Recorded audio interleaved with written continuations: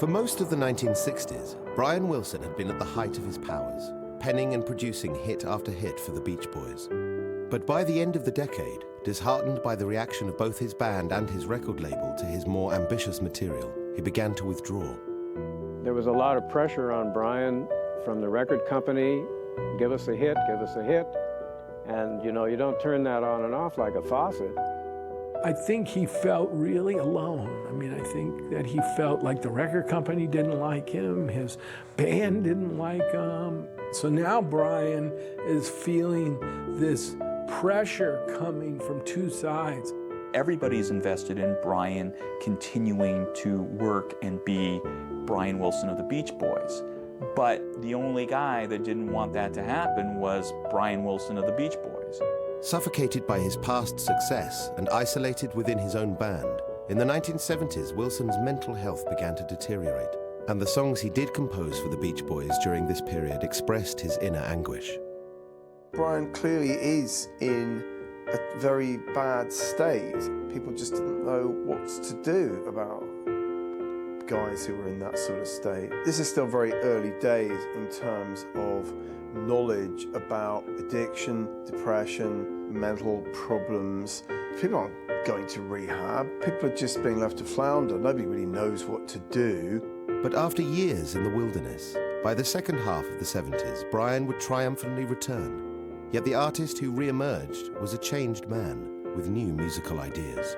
Brian's a creative guy. He had no thoughts at all about being a Beach Boy. No, he didn't want to be a Beach Boy. No, he didn't want to do surfing songs for sure. He was most comfortable being an artist.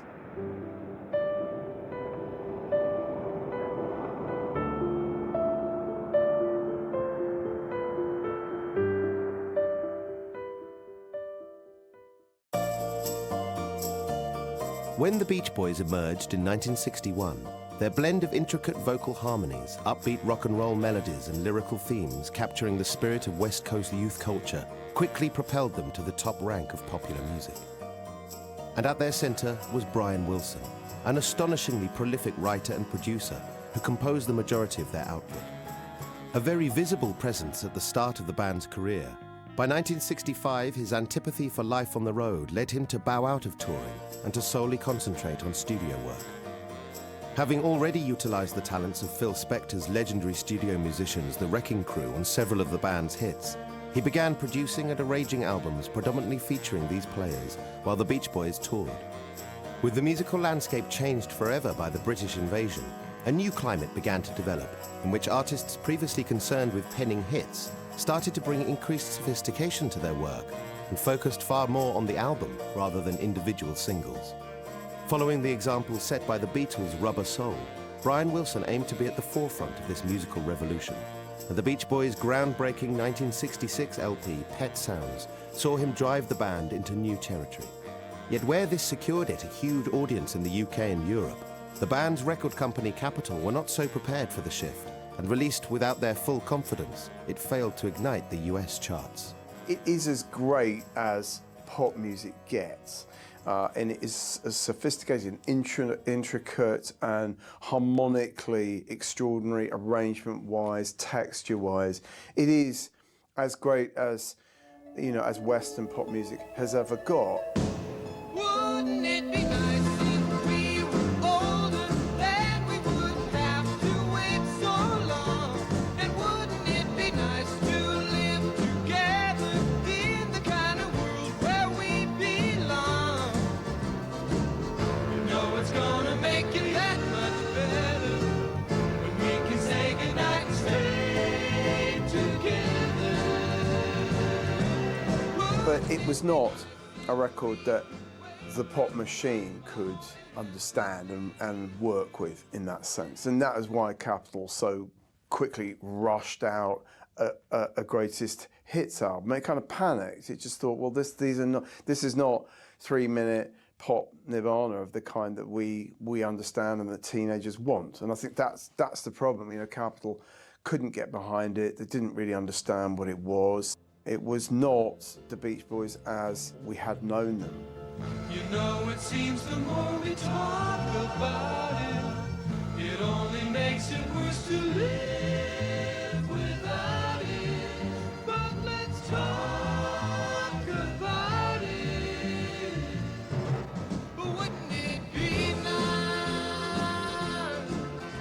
think the record label in America really let him down, really let him down. And I think this, all of a sudden, this can't do anything wrong guy was made to feel, or probably felt that he'd done something wrong, and he probably started losing a little of his confidence.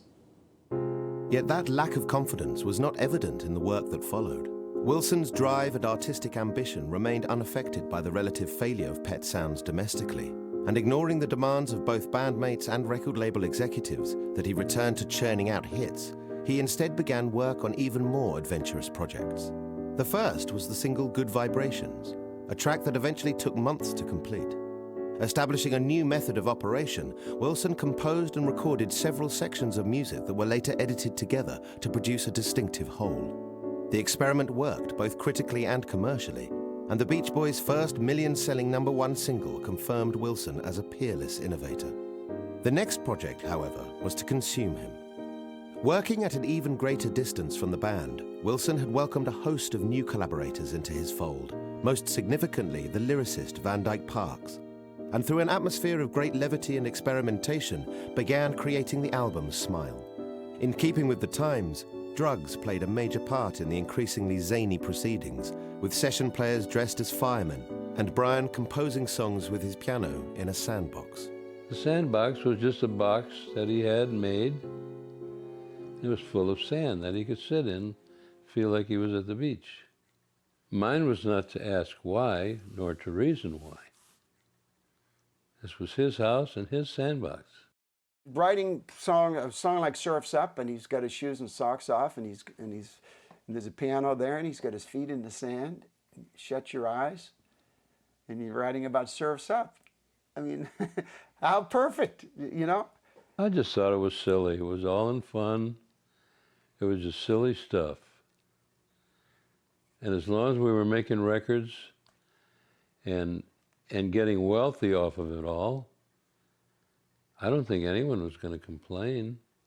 I don't think that anybody had any idea that it would end up in the problems that Brian would have emotionally eventually, in terms of not being able to get out of bed and the sand in the house. And I don't think anybody, you know, we didn't really look at that as something really crazy. It was just so typically nondescript, which really fit the pattern that Brian was sort of in at that time.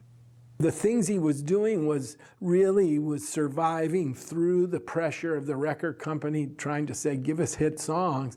He was kind of finding this other place where he could survive without writing for the band another In My Room or 409 or something. He was just making music that he heard in his head, which was probably one of the scariest things. But Wilson's ability to capture and structure the music that he was hearing in his head was becoming impaired. As his drug use increased, he became more uncertain of how to arrange the various musical segments he had composed. And when the Beach Boys arrived to begin recording the eccentric vocal arrangements, Wilson's control in the studio was faltering. The band worked so hard with Brian to try and to make this happen. But I just know Brian was, you know, very tense, and it wasn't the Brian that I'd worked with, you know. I just think his success was so big, he might have just been thinking, well, how am I going to do this? Despite his uncertainty, the music recorded during these seemingly endless sessions was revolutionary, unlike any work ever to emerge from a mainstream artist.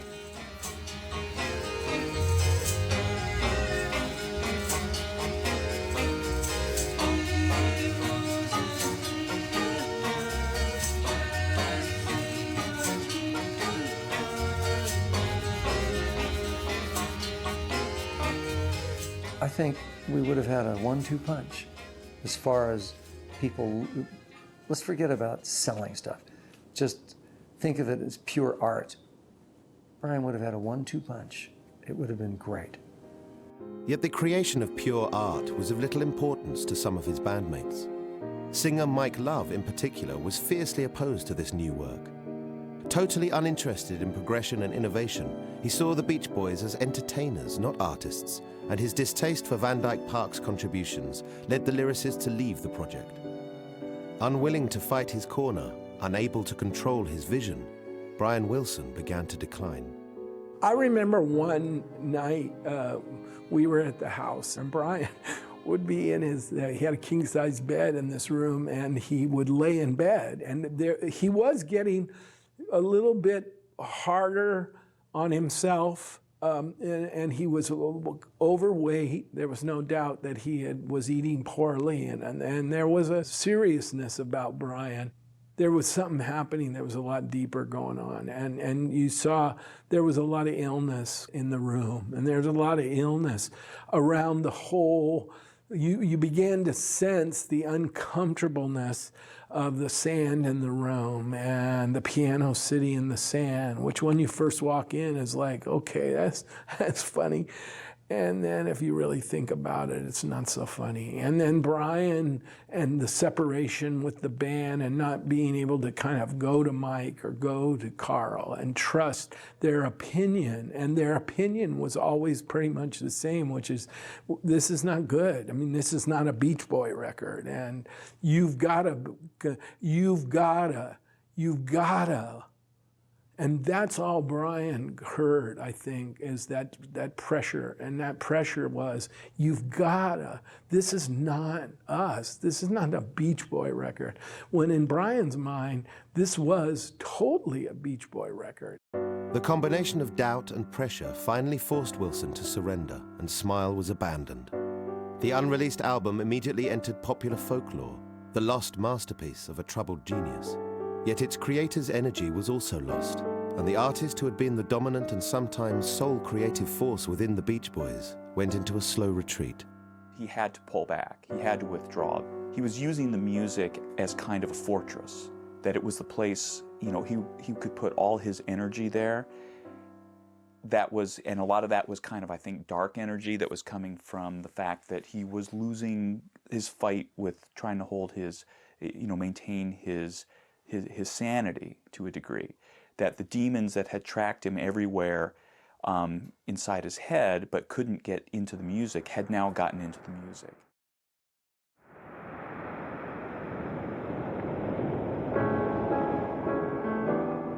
The other Beach Boys still needed Brian, however, but they decided that they couldn't allow him the total control over their output that he had previously exerted. Contractually obliged to deliver an album in place of Wilson's shelved magnum opus, they quickly released the Smiley Smile LP, which revisited and reworked many of the abandoned songs. Recorded on basic equipment at Brian Wilson's home, the album marked a watershed for the group, with the entire band not only playing the majority of the instrumental parts, but also credited as producers. Yet the critics and the public, expecting so much from the now legendary material, were bitterly disappointed by the rushed and underproduced results, and it continued the band's commercial decline. The Summer of Love and the psychedelic era had changed the face of popular music, and where Smile may have seen the band welcomed by the counterculture, their reputation was further damaged by their failure to perform at the historic Monterey Pop Festival. With the emergence of a new sensibility and heavier, more serious music, the band were left stranded, unsure of their once reliable figurehead and uncertain how to proceed. The Beach Boys started to disappear, basically. I mean, we had the old baseball team, the New York Yankees, who were a dynasty for many, many years, and then suddenly they stopped winning. And everybody used to ask the question, are the Yankees still in the league? And kind of that's the way the Beach Boys became too. You know, we just even know they're still here somewhere, right? They were kind of like out of the picture. They might have been doing some of their best creative stuff, but DJs definitely in America did not understand it. As the decade came to a close, the Beach Boys' fortunes continued to decline. Having strained their relationship with Capitol Records in 1967 with a lawsuit for unpaid royalties, the marketing behind their recent releases had been disappointing, and the band began to look for a new label. With the 1968 album Friends, which failed to reach the top 100, their stock hit an all-time low, and even though Brian Wilson was still contributing strongly to the material and the production, they lacked a clear sense of direction. Unable to see any promise in the future, they looked to the past for salvation. Because Friends had tanked so terribly in the United States, I think it hit number 126 on the Billboard Hot 100. You know, they kind of like scrambled, and they said, well, let's go back and do some basic Beach Boys sound. And This might have broken Brian's heart a little bit, but he went and he did a full-on version of it. That single was Do It Again, and despite its nostalgia, the song's return to roots approach proved very current. It's automatic when I'm talking with old friends, a conversation turns to girls we knew when their hair was soft and long, and the beach was the place to go. I think Do It Again does fit into a general trend that is, you could argue, reactionary and nostalgic. In other words, pop music went so far out in 66, 67. You know, by the end of 67, you know, there's a sort of meltdown of structure and form. And I think there was almost in the sense of the kind of Jungian collective unconscious, there was a need to rein it back in. You know, suddenly there was a sort of hankering for the form and precision of the classic 3-minute pop or rock and roll single. You know, let's get back to basics, I suppose. You know, the Beatles with Lady Madonna is an obvious example. And the Stones reacting to the relative disaster of their Satanic Majesties by getting back to the sort of gritty blues bass that they'd started with, you know, Jumpin' Jack Flash. And in the same way, Do It Again is a statement, literally in the lyric and the arrangement and production. It's a statement that we're getting back to basics. We're going to do it again.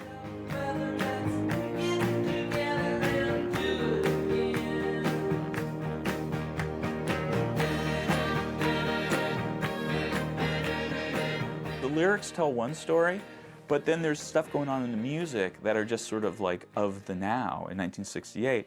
And it wasn't like even the boomers, the baby boomers or people that age didn't have their moments of nostalgia too.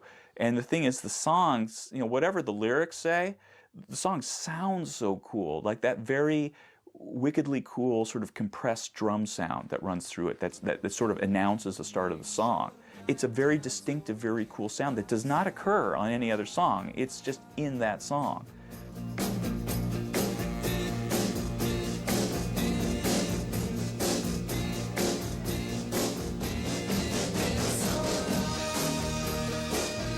The distinctive production techniques were the brainchild of young engineer Stephen Desper, whose creative input would become essential to the band's growth in the following decade.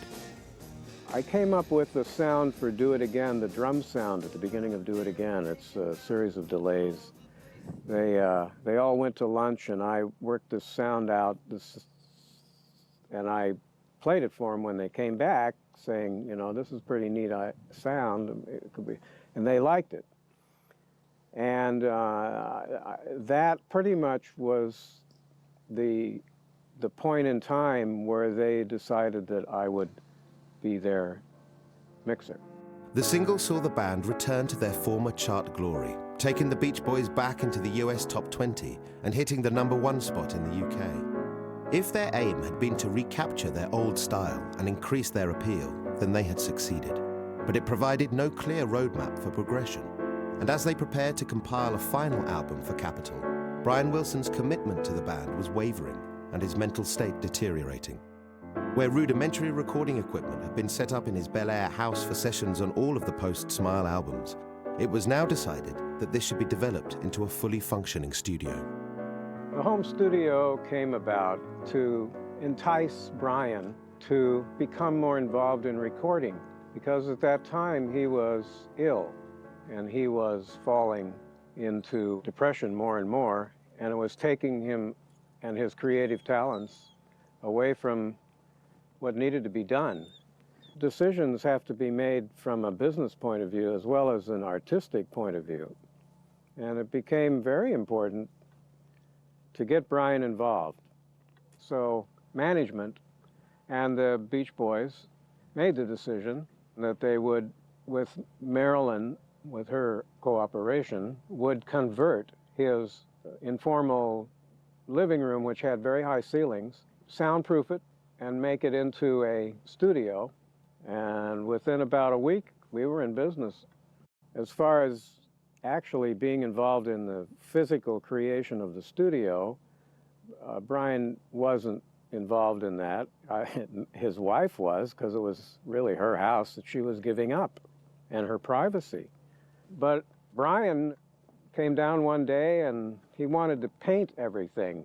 I thought he was going to paint it like a beige or something, but he came in and it turned out to be bright red here and bright green there and blue here, and it was very stimulating.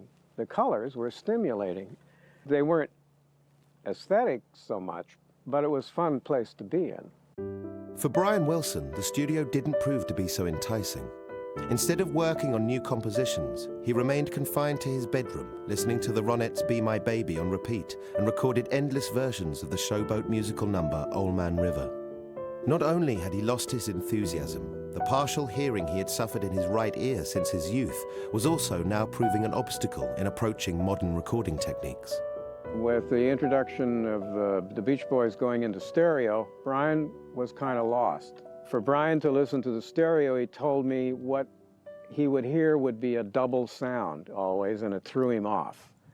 So in order to get away from that, he had a single loudspeaker in the studio. And many times he would come in and make judgment calls that were right on. Even though he wasn't hearing it like we were, his judgment was right on. Yet Capitol expected Brian Wilson's full involvement with Beach Boys' product, and as their main songwriter and producer retreated, it was up to other band members to step in and take the helm. There was a lot of pressure on Brian from the record company, give us a hit, and you know, you don't turn that on and off like a faucet. And so Brian, he's a sensitive guy, and he had a hard time with all this pressure. And his approach was to stay away. And during this time, he was unavailable. The record company is calling, hey, we've given you advances, come on, let's go, get in the studio, do something. All right, so Carl took over as a leader. And not only because he volunteered, but because he was the closest to Brian. And even though Brian wasn't directly involved, he was indirectly involved with production through his brother, Carl. Upon its release in February 1969, the songs that comprised the album 2020 heralded a new era for the Beach Boys, with Carl Wilson overseeing production and brother Dennis contributing significantly as a songwriter. Their final collection for Capitol Records, although it still failed to ignite the charts in the US, it was a major hit in Europe, boosted by the success of the album's second single, Carl's arrangement of the Phil Spector classic, I Can Hear Music. This is the way I always dreamed it would be, the way that it is. Oh, when you are holding me, I never had a love of my own. Maybe that's why when we're all alone, I can hear music. I can hear music. Carl, at that point, was the Beach Boy who had the most invested in kind of taking Brian's achievements forward so that it didn't just all kind of peter out. His first production, the first track where Carl kind of takes control, I Can Hear Music, is still, I think, an example of sort of regressiveness. It's Carl emulating Brian, emulating Phil Spector. So in that sense, it's kind of playing it safe. But I think there's more than enough evidence as time goes on that Carl holds things together. I mean, just in terms of his personality, in terms of the fact that he was, you know, the best singer by far, and that he cared.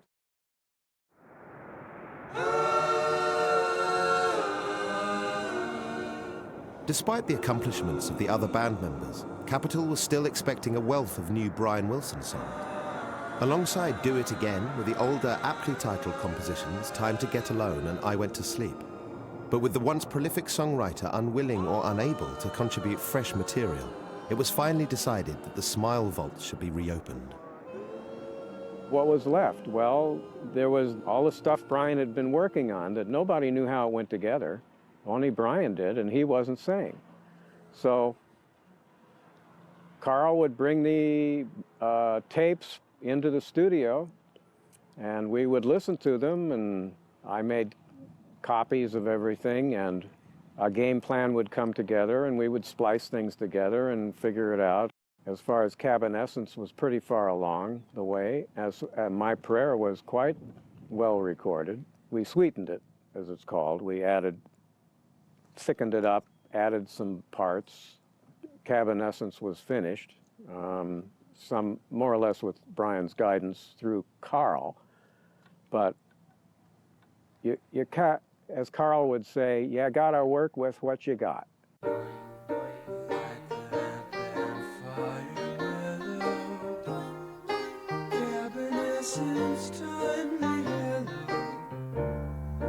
Welcomes the time for a change.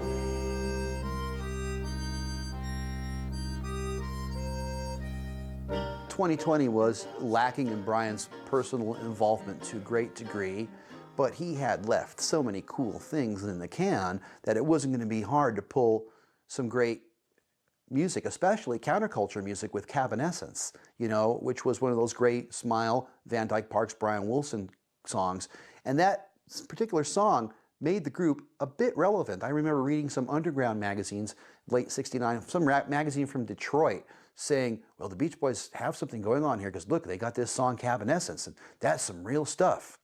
Anything that was going to leak from Smile, even if people didn't know it was from Smile, still worked and still communicated to the growing Woodstock audience.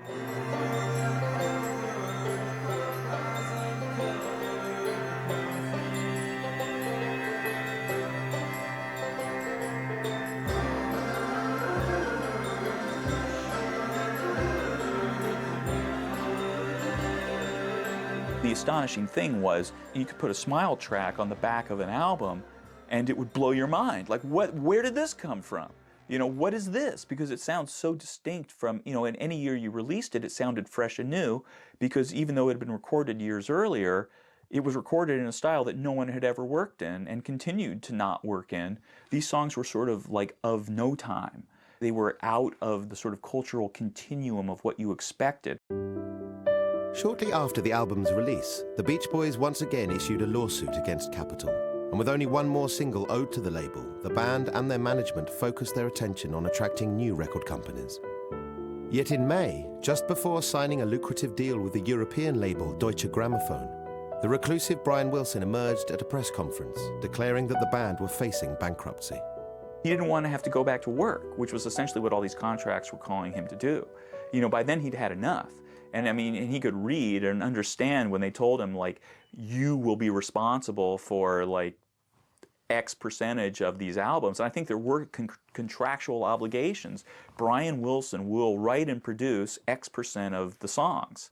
He had become the provider, not just for his immediate family, but for his extended family, you know, for his cousins, and for their friends, and for their lawyers and colleagues. Everybody's invested in Brian continuing to work and be Brian Wilson of the Beach Boys. But the only guy that didn't want that to happen was Brian Wilson of the Beach Boys. As the band headed out to Europe for a successful tour in territories where they were still big business, the reluctant Brian Wilson was nevertheless cajoled into working on the final Capitol single by his father, Murray. This domineering figure, who'd exerted so much pressure on his children during the early stages of their career when he oversaw their business affairs, was a presence that Brian had long since attempted to avoid. Yet convincing his son that the band needed a hit before moving on from Capitol, together they composed Breakaway. Time will not wait for me. Time is my destiny. Why change the part of me that has to be free? The love that passed me by, I found no reason why. But now each day is filled with the love that very same. I mixed it and played with it, and I mixed it a lot. and I came very familiar with the song. And I played it a lot, and Brian would hear it, because his bedroom was above the studio, and he would hear it. And eventually it came down, and eventually started working with it, and he worked with it a lot.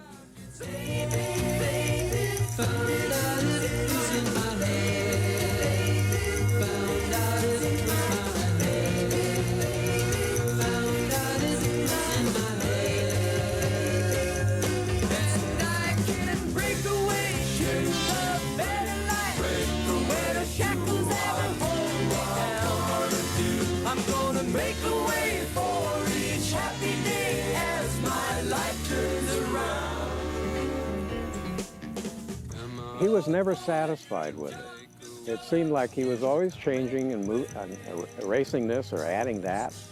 Eventually it came out, but even after it came out, he was still working with it. And he just loved that song.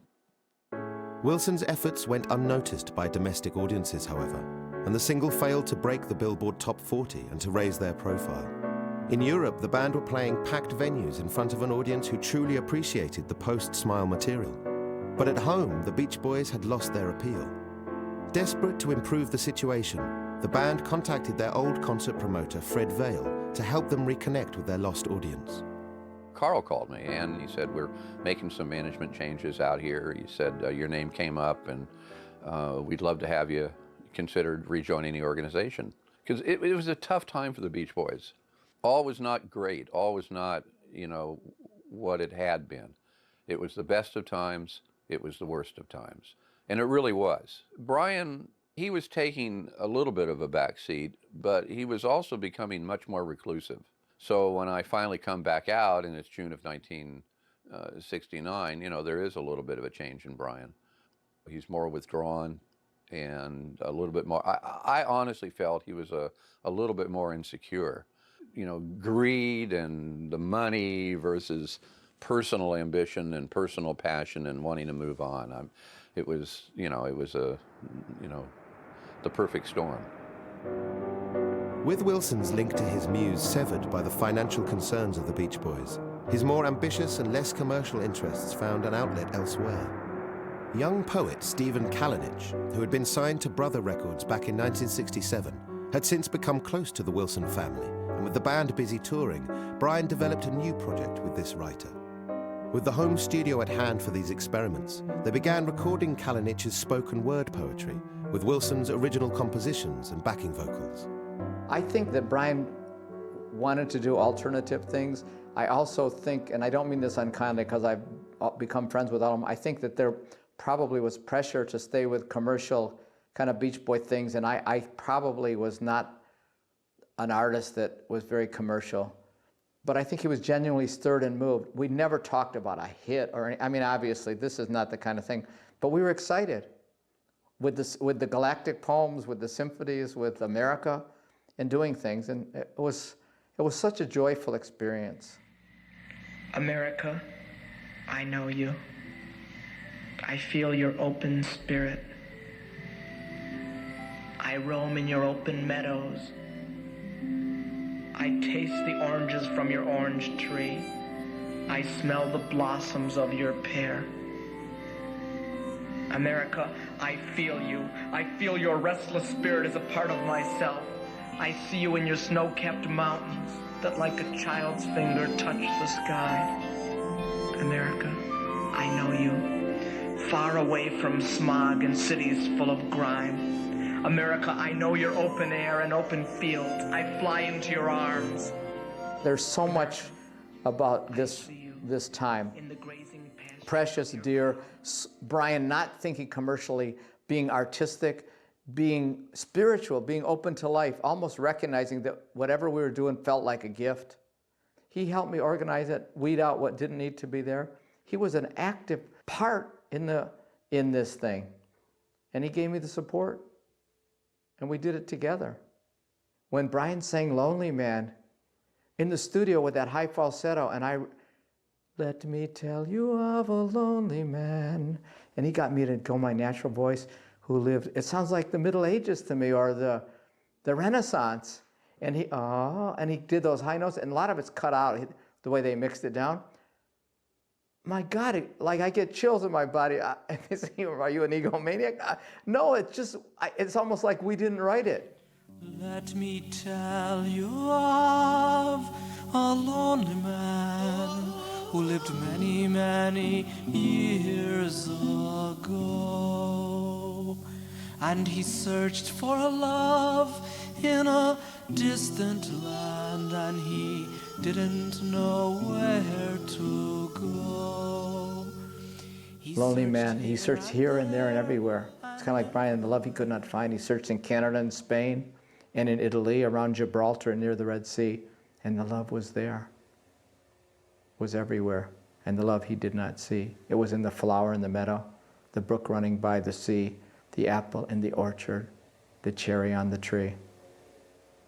You know, I mean, the lonely man is no longer, and the heavens they did open, the light came shining down, and there's no longer any lonely man around. He was excited. He liked listening to me recite.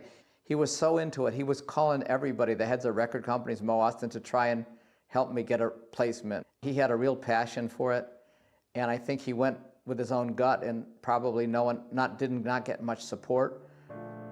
Unable to generate any interest in the project, it was eventually abandoned, resurfacing decades later. Yet at a time when he was without a clear sense of purpose, these experiments highlighted that as an outsider in his own band, the composer still needed others for inspiration and encouragement. I think Brian artistically hungered for a quantum leap of spirituality, that because sometimes all the material success and people loving you, if you don't feel right within yourself, I think Brian was still searching for the road to himself. I think he was wanting to feel needed, wanting to feel appreciated, wanting to know that what he was doing had purpose. Brian would call me up at 10, 11 o'clock. Fred, what are you doing? Oh, I'm watching TV, getting ready to go to bed. Oh, I got a song, I want to run it by you, and come on out, there's nobody here. I want to play it for you. I want your response, I want your reaction, I want your input, whatever.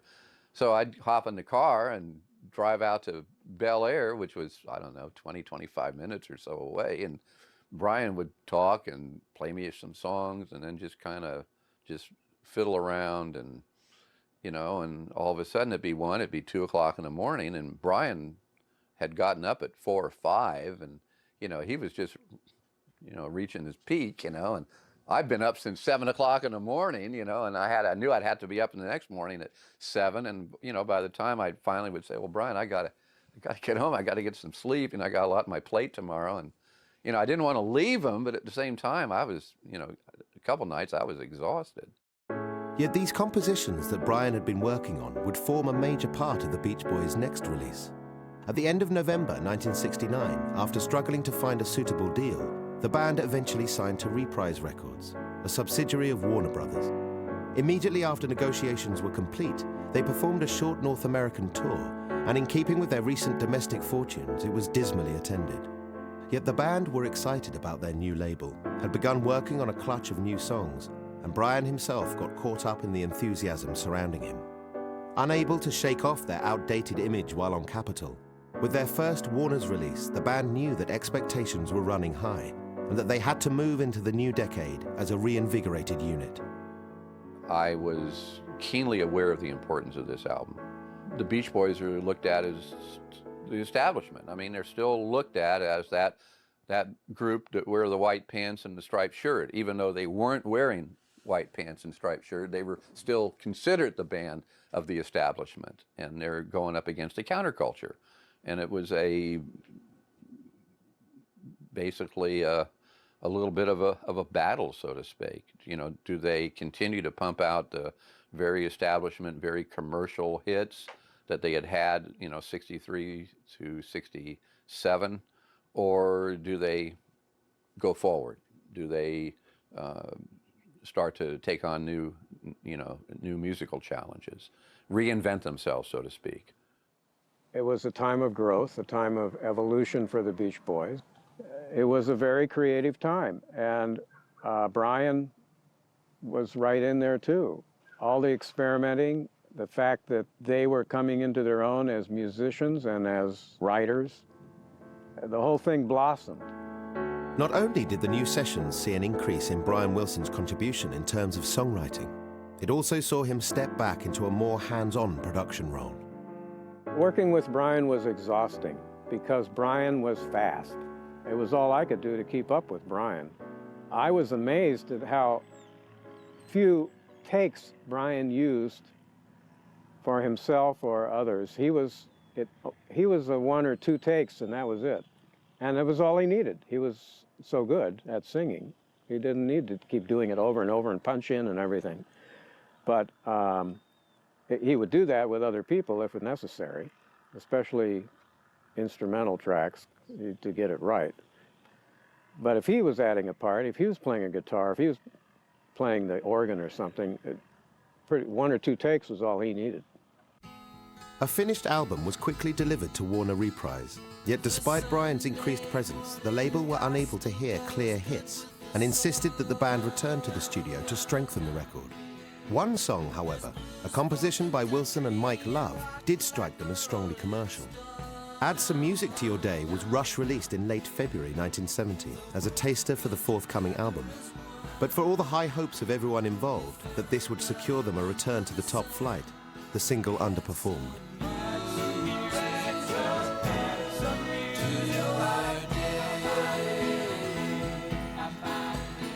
I don't think the media was too gung-ho on the record because there were so many outside artists and the whole era, the whole counterculture thing, they were up against that, and it was a very, very difficult task.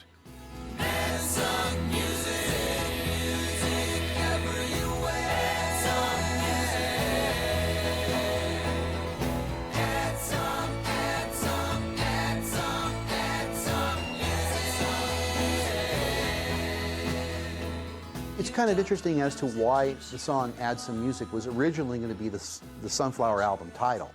I mean, everybody really, really believed in this particular song. At the same time, this is a period where lyrics are the most important thing in a song. And, the lyrics are nice, too nice. It's just, it becomes a bit saccharine. Anybody who had long hair down to their shoulders and a beard and is thinking about stopping the draft in the Vietnam War is thinking that's dentist office music. So what I don't understand is these guys who are running Warner Brothers Records at the time, who are managing the Jimi Hendrix Experience and the Grateful Dead and all these other groups, thinking that that was going to be such a big deal. And maybe Brian Wilson believed in that as being a big deal. And maybe he didn't recognize what was going on. The kind of song that had lyrics that might have communicated at that time was This Whole World, which Brian had written. It's About Time, which Dennis had written. These are sentiments the Beach Boys are expressing, the same sentiments the counterculture was expressing. I'm thinking about this whole world. Late at night, I think about the love of this whole world. Lots of different people everywhere. And when I go anywhere, I see love, I see love, I see love. This Whole World is a good example of a really solid Brian Wilson song that would be good in any period by any standard. This Whole World is also a good example of him really experimenting with keys in a way that he did much earlier, like in Pet Sounds and other things. It starts in C.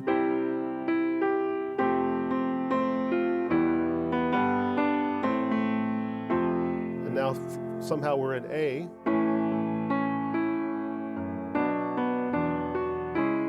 Now we get to C sharp or D flat, and then we get a descending bass.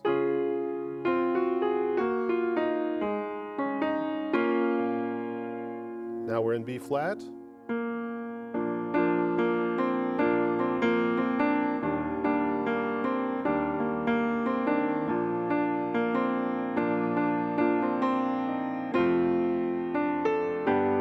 And we're back in C. So somehow we got from C to A to D flat to B flat and finally back to C. If I play the keys like that, they sound like they don't belong together, like you couldn't actually make a song that uses those keys and sounds coherent. But as always, the way he gets from one to the other is just masterful.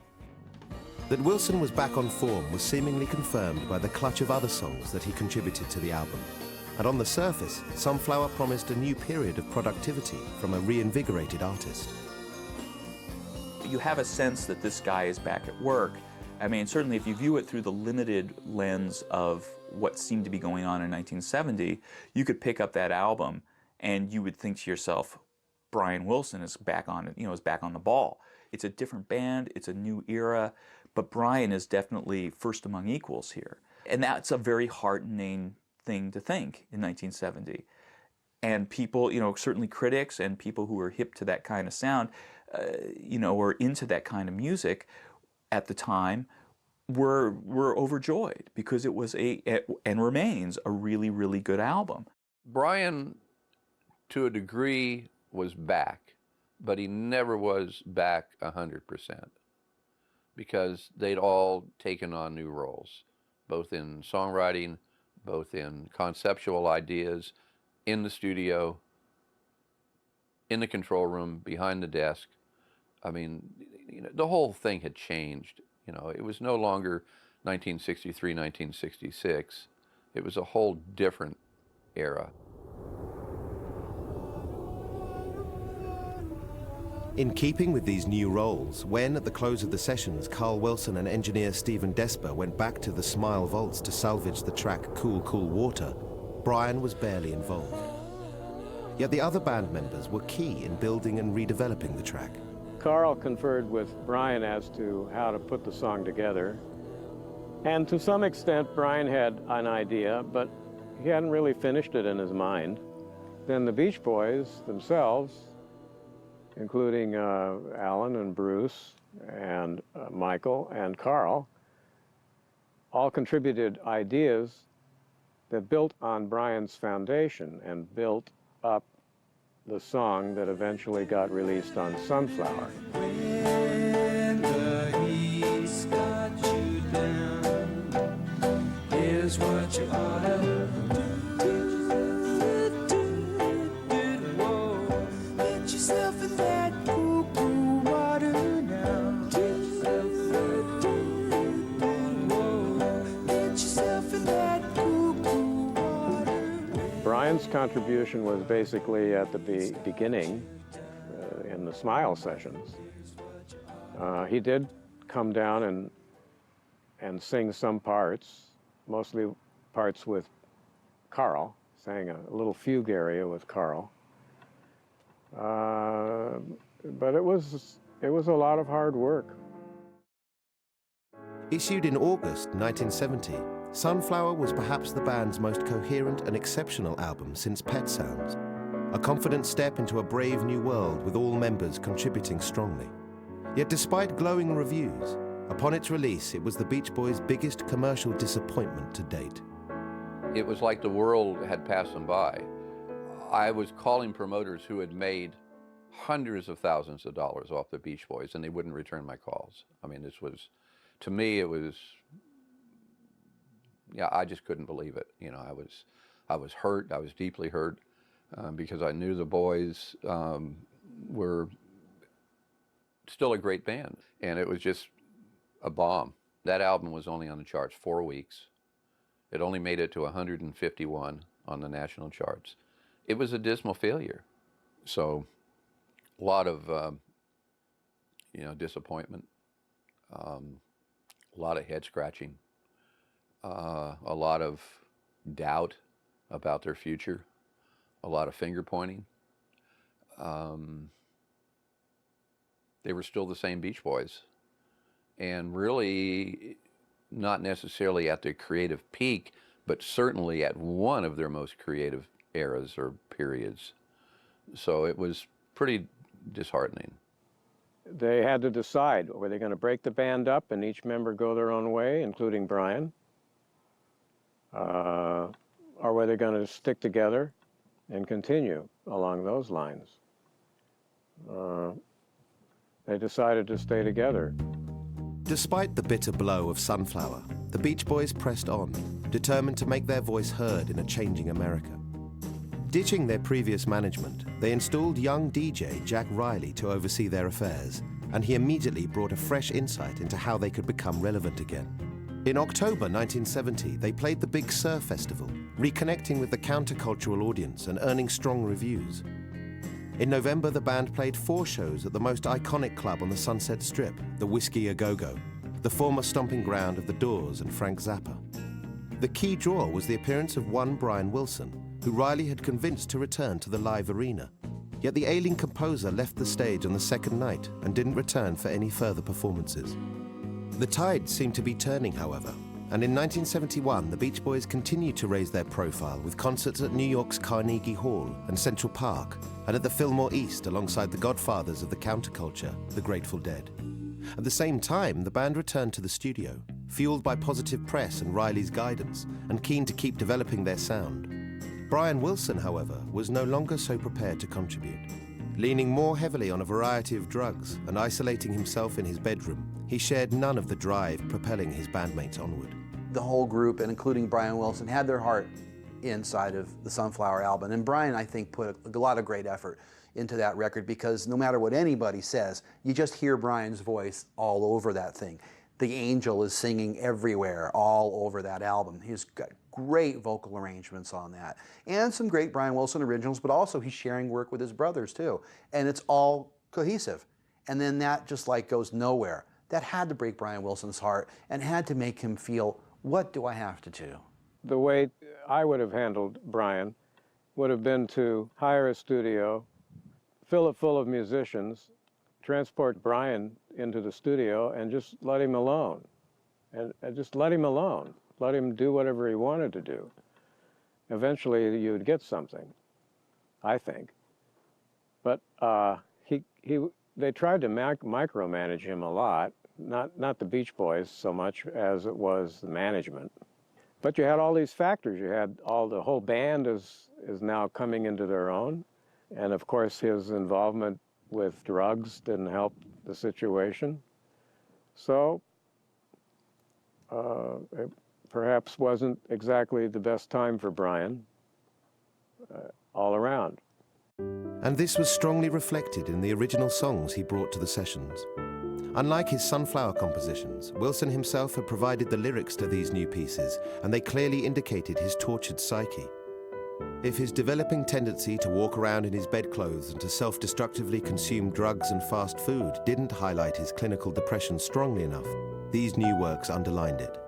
A Day in the Life of a Tree, co-written with manager Jack Riley, was Wilson's greatest departure so far from the surf, cars and girls image that he had been fleeing since 1965. With the band uninterested in this new oddity, Wilson persuaded Riley himself to provide the lead vocal and called in Smile partner Van Dyke Parks to add further touches. That was a big creative song for Brian. We had a lot of discussions about that song, he and I did.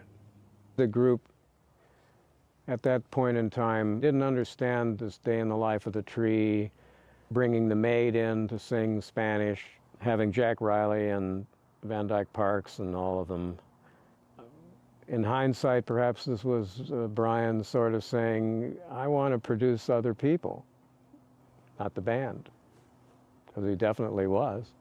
But for me, it was a great song because I saw the internal visualization that you would get from hearing the song. And now how could I contribute to making that happen? Because Brian had this whole idea of a tree aging and telling a microcosm of life through a tree. And the story unfolded, and Brian was quite involved in that.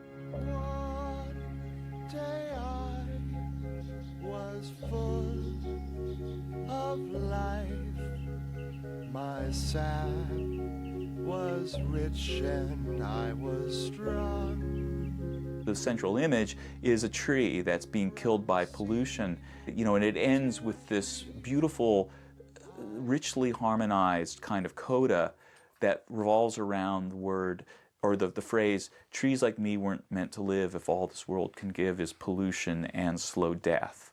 Which, on the one hand, yes, that parses as a song about the environment, but on the other hand, it's also a song about a guy, creative guy, working in a toxic environment. Trees like me weren't meant to live if all this world can give pollution and slow death. Brian clearly is in a very, very bad state, and we know that now. We also know that people just didn't know what to do about guys who were in that sort of state. This is still very early days in terms of knowledge about addiction, depression, mental problems. You know, there are a lot of damaged people already by this relatively young point in the rock and roll story, and yet people aren't going to rehab. People are just being left to flounder. Nobody really knows what to do. Should one sort of blame people in the Beach Boys camp for not doing more to help Brian at that point? It's difficult to say. You know, is Brian flagging up his trauma and extremely depressed state of mind in songs like A Day in the Life of Tree? Yeah, but he probably doesn't even know he's doing it himself in some senses. That song could be heard in the context of their growing eco-awareness. And therefore, I don't think when I heard that track as a sort of teenager, it wouldn't have occurred to me that it was a cry from the heart. So it might not have occurred to Mike Love or Al Jardine, you know. I think that, so you probably have to say that. But if the anguish of this track was hidden by its imagery, his other major contribution to the album, Till I Die, was more transparent. Written during the Sunflower Sessions, its forlorn despair proved too much for some of his bandmates. He brought it in, and it was counterintuitively beautiful and lovely and brings light into the world, even as it describes a world without light. Yeah, it's a neat trick if you can do it. And, you know, Mike Love's reaction was it wasn't positive enough, and he wanted him to change the lyrics, which Brian tried to do, and they actually performed, and I've heard the song, and it's ridiculous. You know, he's saying it's like the capping lines of every, you know, instead of like these sort of perfectly rendered images of somebody sinking and vanishing, have been replaced by, you know, the ocean doesn't suck you up. It holds me up, he says. It's like completely contradicting the spirit, the sound and the spirit and the nature of his message. But fortunately, Brian and whoever else who had the backbone said, that doesn't work at all. We're never going to do that. We're going to go back to the original version. And, you know, and it, you know, it worked beautifully. I'm a cork on the ocean, floating over the raging sea. How deep is the ocean? How deep is the ocean? I lost my way.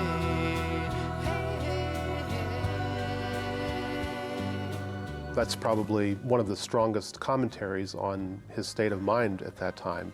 I'm a cork on the ocean, just words of despair.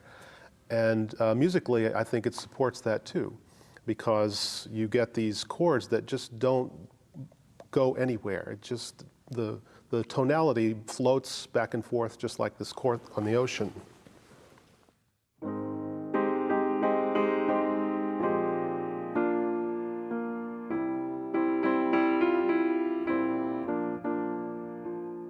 These are just a bunch of chords. We don't know what key we're in yet.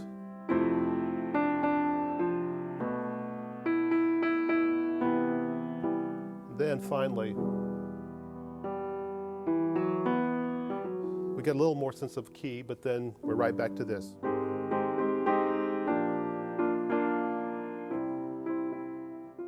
This goes on for a while through 3 verses, matching again this idea that's in the lyric.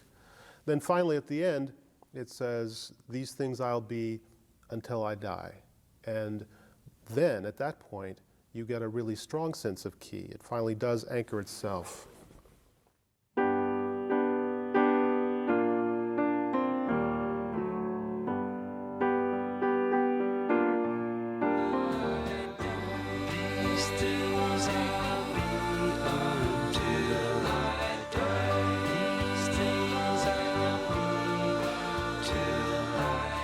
There's this sense of arrival, this sense of stability that you have only when I die. If you're a creative person and you're working from your heart of hearts, how could how could it be tolerable to work with somebody who's telling you that what you're saying and what you're feeling isn't commercial enough? You're not in a mood to do that. That's not how artists work. They work in the opposite way. They work with, what they feel and what they're thinking becomes commercial because they say it in a way that's unique and beautiful. And to tell somebody that your unique and beautiful work isn't going to be on the charts, so you got to change it. It's like, especially if you're a fragile type of creative person like Brian, you're like, you know what? I'm out of here. Like, this just is not working for me. And yet when you get yourself into a position where you're painted up against the wall like that, there's nowhere to go except to disappear. So Brian's choice, I think a self-preservational choice was to say, I'm done. Yet he would be involved one final time with the album. Only 2 months before it was due for release, the band again returned to the Smile vaults, resurrecting a track that was already known to some fans.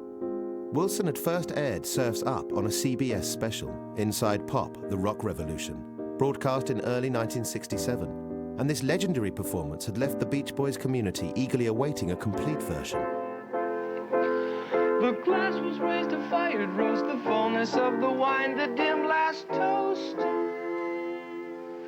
Wilson had shelved the track in an unfinished state, yet incomplete recordings remained, and together Carl Wilson and Stephen Desper began piecing the various elements together. This was a very special song, also a song that carried with it a mystique. Brian was afraid of the song. He didn't want any part of it. He didn't even want it finished until they began working with it. It was, I think, part of the Smile area where the fire was in the across the street, and there was a stigma attached to it. And we would work on the song and hear Brian get in his car and leave. That was how much he was afraid of it. Surf's up, board a tidal wave. Come about hard and join the young and off in spring you gave. I heard the word. He overcame it at the end. Brian could hear all the things that were going on in the studio. You could hear him through the floor because his bedroom was above the studio. Once in a while, he would come down and say, no, you can't, no, it's got to be this way. And then it would take a whole new direction. Everything would stop. Brian was in the studio. Everything would stop, and it would all take a new direction. Surf's Up became the title track of the album, and combined with Jack Riley's impressive campaign to modernize the band, the song's inclusion helped the Beach Boys achieve their greatest commercial success in years. Yet if Brian Wilson's original compositions on the album suggested a broken man, he was in fact far from a spent force. As the group celebrated their return to the US Top 30, he focused his attention on other projects. Since the sessions for Sunflower, Wilson had been sporadically spending time and composing material with the young musician David Sandler, who had been introduced to him by bandmate Bruce Johnston. He was also looking for the right opportunity to work again with his wife Marilyn and her sister Diane Revell, who he'd previously composed material for and produced as part of the girl group The Honeys in the early 60s. While the other Beach Boys had focused on the Surf's Up album, he decided to combine both of these outside projects, and Sandler was called in to begin work alongside Wilson as co-producer and songwriter for a new band, Spring, with Marilyn and Diane on vocals and Stephen Desper behind the desk. I just think that he needed to sort of stretch his legs a little bit. I think his calling me and wanting to produce something that was not a Beach Boy project would be an example of that. Brian was definitely a person who would try things. It was amazing how little resistance there was between him and something new. Brian was happy to have an outlet, a creative outlet. The idea was to do it inexpensively by using old tracks that were borrowed from the Beach Boys and then adding to them. The studio was there. The engineer was there. You just as well use it. I think that he was searching. You know, he said, I've done this, and I'd like to take a look at all this and see what the next step is, or if there is a next step. I love it when you talk to me. I love it when you talk to me. But you're Convinced this was the next step, as well as recording a clutch of familiar cover versions, Wilson also began working on new material with Sandler. This was a notable collaboration, because unlike Mike Love or Van Dyke Parks, the young songwriter was first and foremost a musician rather than a lyricist. He'd be playing, and then he'd get up and I'd sit down and play. So yeah, there was that, you know, two people were basically musically oriented. And when I was writing at that time, I'd riff, and I'd get a riff going, and then I'd get a melody and words to go with it. I think there was a burst of energy in it. An album can be a place where chemistry takes place, and it's inexplicable, it's an intangible. People come together, and they don't even know it's happening. It's just taking place, and it happens over time. And then at some point during the process, they say, hey, you know, something's happening here. That was definitely, I think, an experience for Brian in the midst of his reassessments. I'm looking up. Do you see? I see the sky.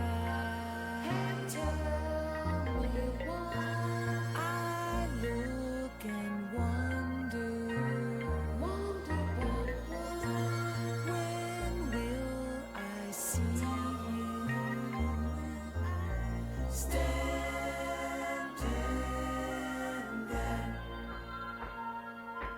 Creatively, Spring was where Brian got to do his own thing. He did only 4 songs on that. He did Sweet Mountain and, you know, Tennessee Waltz and a few other things, you know. But Desper had a great hand in creating that album too, and David Sandler too. That's a collaboration, but it also gives Brian the chance to feel his way through new kinds of sounds and new kind of things, you know.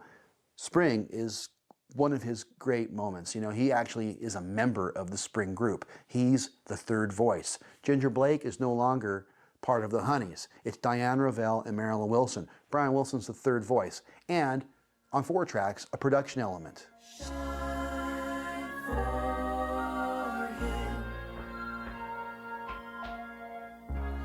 Keep looking up.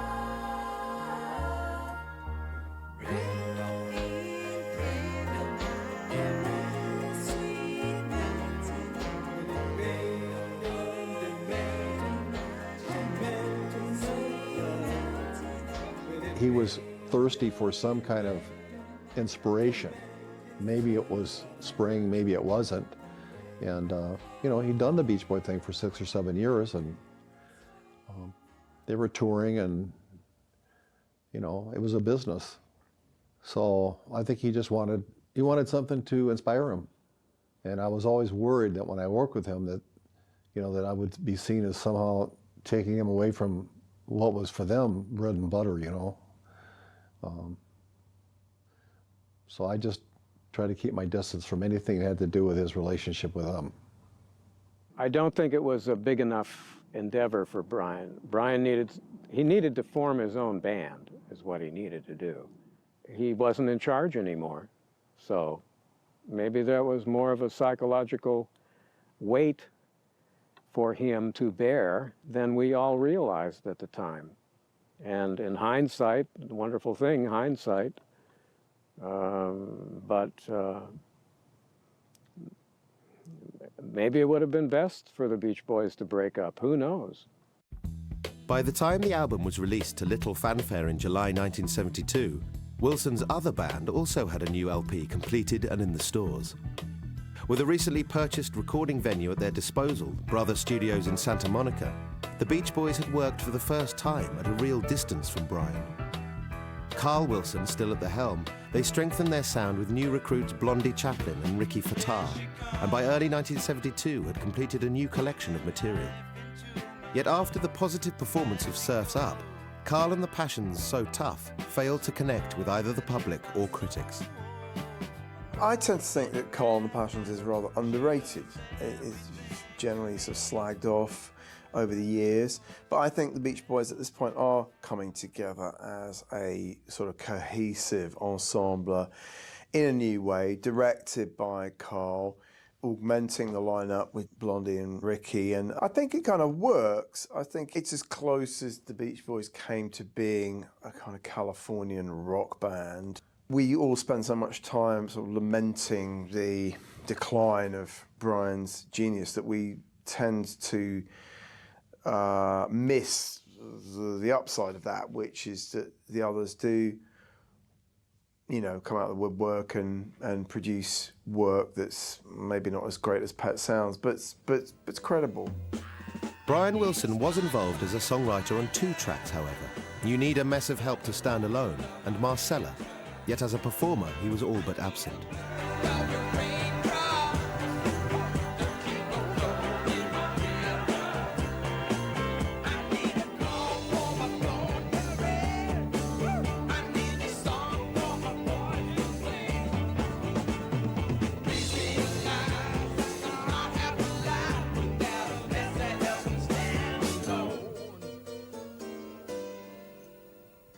There's enough of him there where, you know, you can kind of sense his presence, but in an equally unexpected is the fact that a lot of the other songs on the album are better, maybe, or more, you know, or are just as good. Let's put it that way. I don't think You Need a Mess of Help standalone stands out particularly as a Brian composition. I mean, you know, if you compare Carl and the Passions to Surf's Up, some of the peak moments on Surf's Up definitely are the Brian Wilson tracks. You know, Surf's Up itself, of course, Until I Die. I mean, those are the peaks of that album. I don't think on Carl and the Passions you can say the same thing. Yet understanding that the reclusive composer was still the main draw for the band's fan base, Warner's not only chose both of Wilson's compositions as singles, but also ensured that despite his disinterest, he still appeared to be a member of the group. The photo on the cover of Carl and the Passions is striking for a few reasons. First of them, the addition of Ricky Fataar and Blondie Chaplin, South African musicians who Carl had really developed a deep relationship with and had them join the Beach Boys. And they brought a whole new, and I think in many ways, a very welcome addition to the sound, because they were both good performers, they good musicians, and they kind of added some grit to the Beach Boys sound. So you have that, and then you also have Brian, who seems to be there, but actually has been very craftily edited into this photograph that is actually an image of him from a completely different place and time. They have to find an artificial way to reintroduce him into the community. And that community still wanted Brian Wilson to play a more active role in their music. In June 1972, the Beach Boys headed for Holland to begin working on their next album. A radical relocation of their studio enabled them to write and record in a new environment, one which the band hoped would fuel their inspiration. Yet as they tried to coax Wilson out of his isolation to join them, he had already found inspiration elsewhere. Randy Newman was a new breed of singer-songwriter, a piano-based performer and composer with major critical appeal, and his 1972 album Sail Away reignited Wilson's interest in contemporary music. He hadn't really come out vocally about any rock and roll for a long time, since Rubber Soul, which is like December of 1965. And here it is, 1972, and he embraces Randy Newman's Sail Away. Well, why is he even opening his ears to that? Because people he knew and people he was involved with were making that record. You got Russ Heidelman, Lenny Warnaker, who was tight with Van Dyke Parks. Van Dyke was, you know, very involved with Randy Newman's career at Warner Brothers. So he hears about it because his friends are into it, you know, and Randy Newman was obviously an incredibly skilled songwriter and a piano-based songwriter, right? And the kind of sound that's on that record, Brian gets it. It just makes total sense to him. In America, you get food to eat. You won't have to run through the jungle and scuff up your feet. You just sing about Jesus and drink wine all day. It's great to be an American. Well, it's a very disconsolate album in a lot of ways. It's very dark, and it has the feel of a circus sideshow. You know, and also this weird sort of old homey feel to the title track, which is a hugely ugly recitation by a slaver, you know, spinning these fairy tales for these, you know, for the enslaved people being shipped off to the U.S., you know, and how everything's going to be perfect for them when you know everything's going to be hell for them, you know, and would continue to be thus, not just through slavery, but also through the terrible, you know, segregated years and, you know, and even now to a degree. In America, every man is free to take care of his home and his family.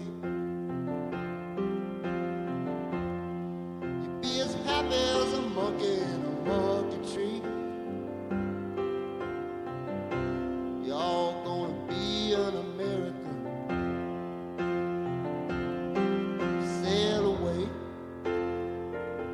Sail away. We will cross the mighty ocean into Charleston Bay. Sail away. To my mind, Brian's connection to that album, and it was a deep and abiding connection, was, you know, it sort of resonates to the core of his tragedy.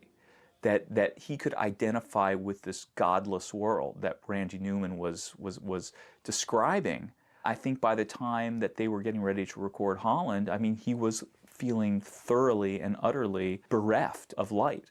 The other guys in the band and his wife and the kids had all shipped off to Holland, and he's sitting there and he's supposed to fly out, and he ain't going, and he ain't going, and what he's doing is that he's staying home listening to Sail Away.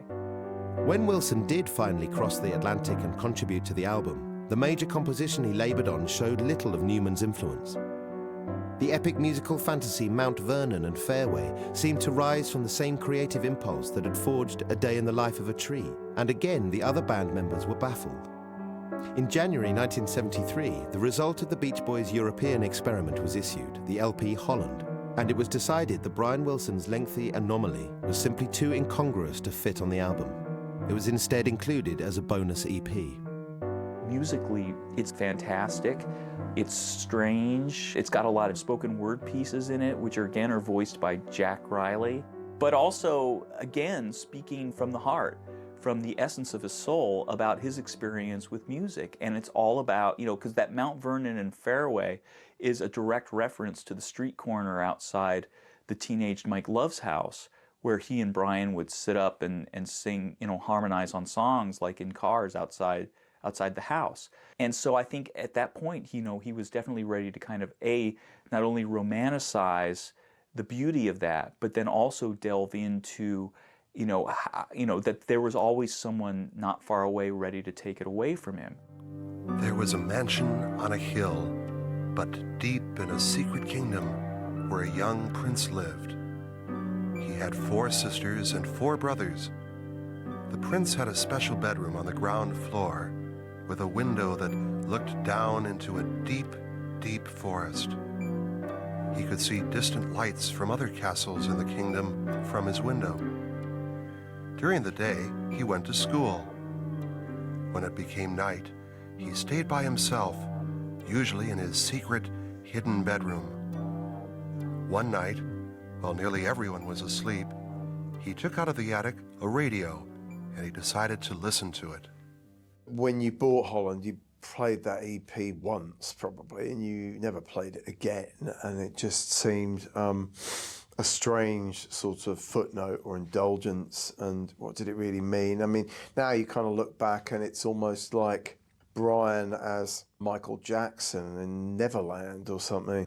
It's sort of regressive as a sort of fantasy of his childhood and the magic of the transistor radio and the land to which he travels through hearing this music on the airwaves. So it does seem to sort of hanker for some magical time in his memory that he can't really access anymore.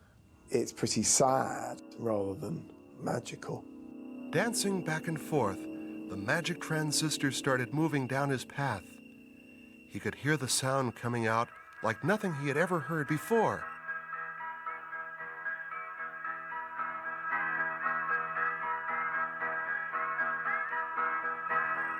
The trees were getting closer together, and flowers glowed with tinges of magic light as he followed, thinking to himself, what's going on?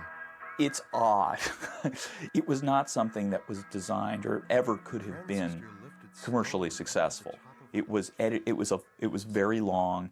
I think it would have taken up most of a side of an album, if not the entire side. It was an eccentric work from an eccentric guy describing his eccentric life. So on one level, it's hugely successful. On another level, it can't exist on a rock and roll record in 1973. And that record, on which the other members of the Beach Boys continued to grow as songwriters and performers, proved a notable success, hitting the US top 40 and remaining in the charts for 7 months. I don't think Holland is vastly superior to Carl and the Passions, but it probably is a better record, kind of track for track. I think it is definitely an album that suggests maturity, regardless of the agendas of each of them and the internal politics. You know, they do pull together. They take the music seriously. You know, they're not just hacking it. They want to make a great album. Making it softly, like the evening sea, trying to be, making it go, creating it gently. Holland is oddly the least Brian Wilson album that they have, and one of my favorites. These are the works of the other Beach Boys to a great degree, to some extent working along the lines of what Brian had created, but to I think a bigger extent, being themselves and writing about their lives and their experiences and using their own distinct sort of sounds and influences.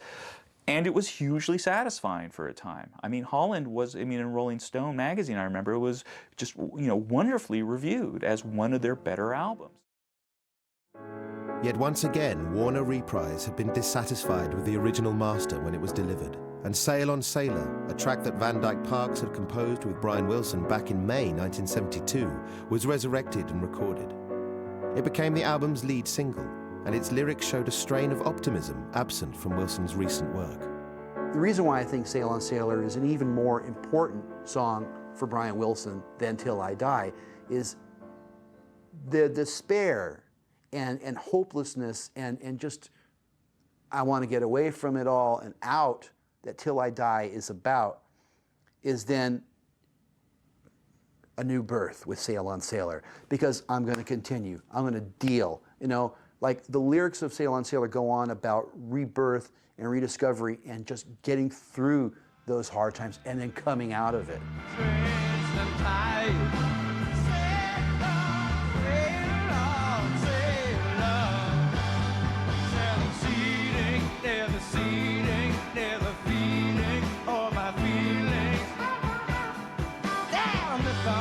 Must not blunder, there's no wonder, while I'm under. Stop the lying and the sighing and my crying and my dying. Sail on, sail on, sail on. When Brian Wilson did the Smile Tour in 2004, he did Sail on Sailor, and he totally reclaimed the song as he reclaimed the Smile album. And it was kind of an amazing thing for all of us to look around and say, he's actually singing this, and he's saying all the words, and he knows those words, and he feels those words. That's why that's such an important song, because he's going to carry on. This guy outlived Dennis, he outlived Murray, he outlived Carl, he outlived the entire Jimi Hendrix experience who said surf music is dead. Sail on Sailor shows where Brian's personality really was. He was going to survive. In 1973, however, that was far from obvious. In June, Murray Wilson passed away, and losing the volatile anchor that was both damaging and stabilizing, Brian spiraled out of control. First fleeing to New York and avoiding the funeral, by the end of the month the composer returned to his Bel Air home and retired to his bed, where he would remain on and off for the next 2 years. Cast adrift from his old band, and without any new projects to focus on, Brian Wilson disappeared from public life. The Beach Boys, on the other hand, were about to see their fortunes change. Popular culture had reached a turning point, and with America exhausted by the disaster of the Vietnam War, the Watergate scandal, and failed revolutionary politics, a new wave of nostalgia swept across the nation. Heralded by the release of George Lucas's hit film American Graffiti, which painted an idealized romantic image of early 60s youth culture. This collective yearning for a more innocent time hugely benefited the Beach Boys, whose early work exemplified this era. Capitol Records were quick to notice this new trend, and Rush released a cleverly compiled best-of album, Endless Summer, in 1974. A selection of the band's material from 62 to 65, it sold more than 1 million copies and elevated the Beach Boys to a popularity they had hardly known in their heyday. There's no doubt the compilations were helped by a huge undertow of nostalgia and recycling and return to pre-psychedelic, pre-experimental pop innocence, if you like. You know, it's the days of hot hamburger stands and milkshakes and drive-ins and everything that American Graffiti represented. Very important, and everybody's going back to that. It's certainly not just the Beach Boys. Endless Summer, I suppose ultimately it vindicated the Mike Love camp. It said, you know, come on guys, let's just be pragmatic here. Let's not fuck with the formula. The formula is that the people want those old hits. They want to hear them in the summer fairgrounds, and they want to hear them in the arenas and the bowls, and that's what they want. The fact that this Beach Boys early music makes its comeback via the Endless Summer just changes the whole picture. And the band starts to do a set list that basically remained until this day. I think, you know, how does it, the concert starts out with California Girls. It ends with Surfing USA. They come back with Good Vibrations for the encore and Barbara Ann, and finally end with Fun, Fun, Fun. Whoopee, we're home, you know, instead of doing Riot on Cell Block number 9 and Student Demonstration Time, you know. It just becomes a completely different thing. It just changes overnight. The trajectory that had seen the band free themselves from their past and establish a more modest fan base with the mature sounds of Carl and the Passions and Holland was at an end. Jack Riley was sacked, Blondie Chaplin and Ricky Fattar soon left the band, and the focus was on capitalizing on the new nostalgia audience. In 1975, the band toured relentlessly, while further compilations hit the shelves. Yet the composer who had written the majority of the classics that audiences wanted to hear was nowhere to be seen. By this time, Brian Wilson was a changed man, mentally and now physically, the years of fast food, drugs and inactivity having visibly taken their toll. Finally, in late '75, a radical therapist, Dr. Eugene Landy, was called in to bring Brian Wilson back to the land of the living. I don't think they were really in a position, one way or the other, to really want to acknowledge that he had some mental problems. A lot of people, and I think particularly from their background, are very determined to not do that, because at which point you begin to admit something very scary and something that's very stigmatizing. But he was really not well. And in order to try to make him well, that's when his wife Marilyn, a long-suffering wife, by the way, she hired this psychologist, Gene Landy, who was, suspiciously enough, very tied in, you know, to showbiz people. But he had a very strict kind of fascistic style of practice where you just you take these people and you essentially reparent them. And people who have drug habits, people who have antisocial habits, usually these things come together. High-functioning, super successful weirdos that you take and kind of raise into functional creative people. He sort of became the anchor that Brian had with his father in his life, telling him to get up off his ass and do his work. And Brian kind of needs that. And I think that once he developed a little motivation, a little momentum, and sort of the new bounds of his life were sort of created for him, he could work. By 1976, Wilson was showing signs of improvement under Landy's regime. Not only was he out of bed and exercising, but he was also starting to write songs again at the therapist's insistence. This presented an opportunity for the Beach Boys, as Warner Reprise were desperate to see Brian involved in the band's next album, despite work already completed by the other Wilson brothers. Dennis And Carl had worked for a full 2 years probably, most days that they had free, working on albums and trying to get the best possible Beach Boy songs that they could. And it wouldn't fly without Brian's name on it. I mean, I heard that literally from business people, you know, until you get Brian in there, it's not going to happen, you know. And then, you know, it doesn't matter what terrible song it would be, that would be the single, and that would be, you know, the sales point, Brian's back, you know. So they had to do whatever they could to get Brian in the studio to do something.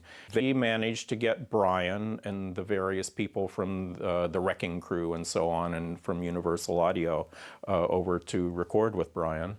And finally did it, you know, finally got it together to do the 15 Big Ones albums. The sort of scheme they came up with was this great sort of Brian is back mythos, this idea that Brian Wilson, after all these years, has finally gotten up, he's ready to work, he's going to produce an album for us. So this guy who produced and wrote all those great hits that you just bought in mass quantity with Endless Summer is producing, writing and producing, you know, work that you can now, new work that you can now buy in mass quantities. And not only that, he's going to be a performing, functioning member of this band. A 1, a 2, a 1, 2, 3, go! I've stayed off the drugs and come back into my own. And between my wife, the doctors, and my brothers, and my mother, and a couple friends, they all convinced me to get out of my room, get back in there in the studio, and get to work. I won't say that Brian wasn't nervous on the 15 Big Ones album, because that's, you know, Brian is back, but Brian doesn't want to be back, it might be the catchphrase for that album. And so even though all the people in the room were his friends from the old days, he just couldn't wait to get out of the room. He wasn't ready to come into the studio, but I suspect that if you left him alone and waited for him to get ready, he would never get ready, you know, so he needed a push. So he seemed uncomfortable, not because he wasn't used to what you do in a studio, but just because he was out and away from his bedroom. That was frightening to Brian, I truly believe. And, you know, but getting him into Brothers Studio, even with the only 2 or 3 very friendly people around him, he was still very nervous to deal with people that he didn't know. So that went slowly, but when it came to actually recording, that was, in a way, I believe, his refuge. He could sit down at the piano and play comfortably. He could even be in front of the console and mixing comfortably. He knew exactly how he had done it, and he knew just how to do it. And the more times he stuck to his regimen, the more things got done. The music that Brian was interested in working on was a source of conflict, however. Despite the wealth of new material he'd been writing under Landy's instruction, he was less comfortable developing these tracks, and instead chose to feel his way back into the recording process by producing versions of rock and roll standards. Sessions broke down more than once, with the other Wilson brothers adamant that the original songs were far more vital. And in the end, the album 15 Big Ones was a compromise, a mixture of covers and new compositions. Despite a tepid critical reception, the first new Beach Boys LP in 3 years was their biggest seller since the mid-60s. 15 Big Ones was promoted bigger than any Beach Boy record had been for a long time. If it had been a real Beach Boy album, it would have been, I would have been happy. It would have been wonderful. If it had had that type of promotion, I think the Beach Boys, if they hadn't gone back on top, they would be at least up to the level of all the other, you know, popular bands. But, you know, it was just an album full of oldies that, you know, Brian tossed out. And so the fact that it sold well, I think, meant that the songs weren't offensive and that the promotion was incredible. I don't have much against Martin, unless they try to play it wrong, and lose the beauty of the melody until it sounds just like a sound. That's why I go for that rock and roll. Your time to use it. It's got a backbeat, you can't lose it. Your time, you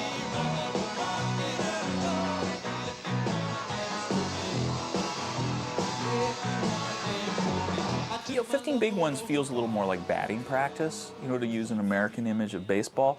He's there, you know, he's taking swings at stuff, and sometimes he whacks it really hard, and sometimes it's satisfying, and sometimes it just sort of like thumps into the catcher's mitt. It is not, you know, a record that comes from very deep within him. But it was a hit. I mean, it was a big hit, and it had a big hit single in his sort of arrangement of rock and roll music, which was a distinctively new kind of arrangement, you know, and bore his mark. But a lot of the other songs were rearranged in ways that I think people found like unsettling or off-putting, and certainly the band did, and they really didn't like the way that he was, you know, the sort of sound he'd come up with. This next song I'm going to do is brand new from our album also.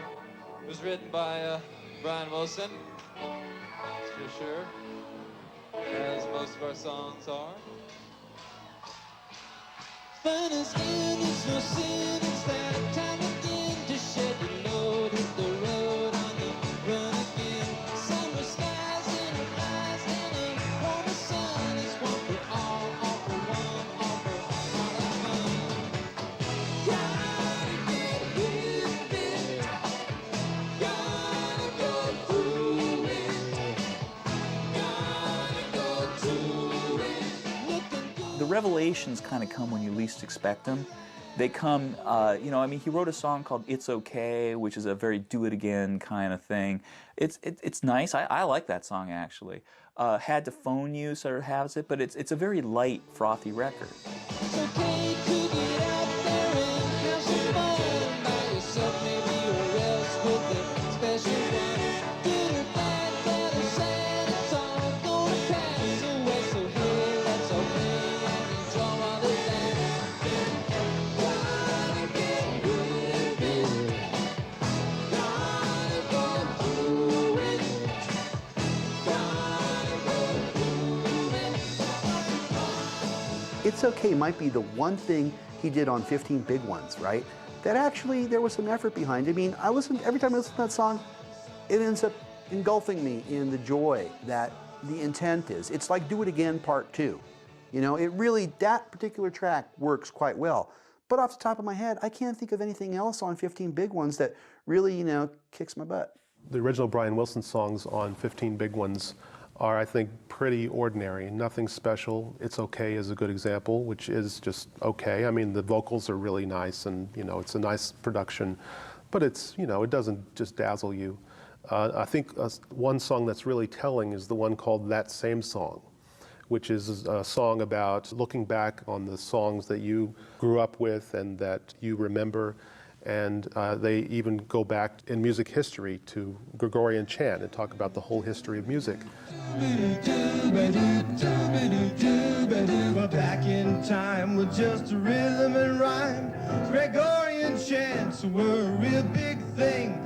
They took that chant and added harmony. It was a different sound, but had the same meaning. I know, it took us a long while to go, and find us a rock style. I know, that we can make it one more mile, because we're singing that same song. We're still singing that same song. We're singing that same song, that same song, that same song. I can imagine what a song like that might have been like if Brian Wilson had done it in the mid-60s when he was at the height of his creative powers. You know, he might have found some musical way to demonstrate this sense of a historical sweep within the song. Whereas the way they do it in 15 Big Ones, in that same song, you know, it's all in the same style. The music is all in the same style. It's a perfectly pleasant little song, typical of the other originals in that era and on that album. But there's no real organic connection between the message that the lyric has and the music itself. But the public couldn't get enough of the Beach Boys or the return of their enigmatic leader. With the Brian's Back campaign in full swing, Wilson was thrust into the public eye like never before. It kicked off this ginormous tour in the summer of '76 where the Beach Boys are back, and guess what? Now Brian's with them. And he's playing on stage. He's got this big silk bathrobe, which sort of both alluded to and satirized his bedroom years. You know, and I remember seeing that show in 1976 up in Seattle and feeling like this was awesome. Like this was exactly what I had hoped for. And they're playing massive amounts of oldies. Now the new stuff is maybe 25%. But Brian was way off his game. He barely sang. When he did sing, it was this kind of very rusty croak. It was a weird kind of moment, but if you squinted just right and blocked off certain things, it kind of worked, you know? A recluse who was suddenly pushed into the media spotlight, Wilson's discomfort was often all too evident. Yet for the Beach Boys, the record label and the audience, the main thing was that he was there. He hit the interview circuit, made public appearances, and took part in an NBC special featuring a comedy routine with Saturday Night Live stars Dan Aykroyd and John Belushi, all celebrating the return of a great American composer. But others were keen on digging a little deeper, including Rolling Stone scribe David Felton, who spent unprecedented time with Wilson and his publicity-hungry therapist, Eugene Landy. In his seminal article, The Healing of Brother Brian, he documented a return to the limelight that was far more complex than the one the marketing machine was selling. I think the question to me was not so much about what's he going to be like, but it was, what is he like after I met him? Like, is this the real Brian Wilson? How much have I seen of him? I never could tell, for example, I mean, Eugene Landy, his shrink turned public exploiter or whatever, the villain of the piece, he said Brian doesn't have that much sense of humor. And I never knew the answer to that. Does he or does he? Sometimes I thought he had a very wry sense of humor, and other times I felt he talked almost like a robot or somebody, sort of not programmed, but just stiff and without emotion, without affectation. He does what he's told, and he doesn't do much else. He answers your questions, but he doesn't offer too much. And I don't think that was being difficult. I think he really was waking up. And I don't think he exactly knew what to do other than what people sort of showed him to do. There were certain things he knew a lot about, but how he should act, he just didn't act very much, you know, and that way he kept out of trouble. He was having to learn to have a good time without all the things that previously allowed him to have a good time. It was pretty difficult. So I think he felt he had a big pressure to behave and to cooperate. And, you know, and if he didn't, he'd hear about it from Landy, often in front of everybody else. Felton's article presented Brian in a very honest, forthright way. He clearly hit it off with the guy. Brian welcomed him into his inner sanctum. So he's getting Brian's thoughts, but he's also getting this kind of not so vaguely poisonous thing happening with Landy. Because Landy, one of Landy's great flaws is that he was a complete attention whore, that he needed the attention. And the moment he got his hooks, you know, the moment he got into a relationship with somebody like Brian, he wanted to stand up with him and be kind of like, you know, his partner. Landy makes you tell that kind of story. I mean, he's such a performer. And just from the very beginning of his interview, I mean, you knew you had a character you couldn't stop him. I mean, to him, he was the star of the story, and I let him be one of the stars, you know. He was full of himself. And, you know, I always thought he was bad-mannered and that he was exploiting his work with Brian at the expense of Brian, and I mentioned that. He was not an ethical guy, I don't think. And, you know, he did so many other things that you thought the whole thing might have been a scam. However, one way to keep a person from taking drugs is having a guard there to keep him from taking drugs. It's called prison, but it was in his home. They were putting him out to be gone over, you know. They shoved him back in this, and he kind of became the locus of their image, the great Brian Wilson. And Felton's story, for all the kind of, you know, the facets that he brings in, including these kind of dark, horrifying facets, sort of ends on a kind of a note of hope. Brian's writing songs, you know, he's got a bunch of stuff. He's playing new songs for Felton, which Felton seems to like a lot, and it seemed to bode well, but it really didn't. By the end of the year, with his fees having doubled since taking charge of Brian, Landy was fired by the Beach Boys' new manager, Steve Love. Yet his techniques had apparently been a great success, and Wilson entered the studio in October 1976 to begin recording the new tracks that he had played to Felton. His confidence growing, he also made 2 television appearances without the band behind him, on The Mike Douglas Show and Saturday Night Live, and the public was given a far more intimate performance than the live shows had allowed. Sat behind a piano, his voice gruff, the Randy Newman influence was now clear, but it left Beach Boys fans disheartened. This is a song that comes off our current album, and the album is called 15 Big Ones, and it's called Back Home.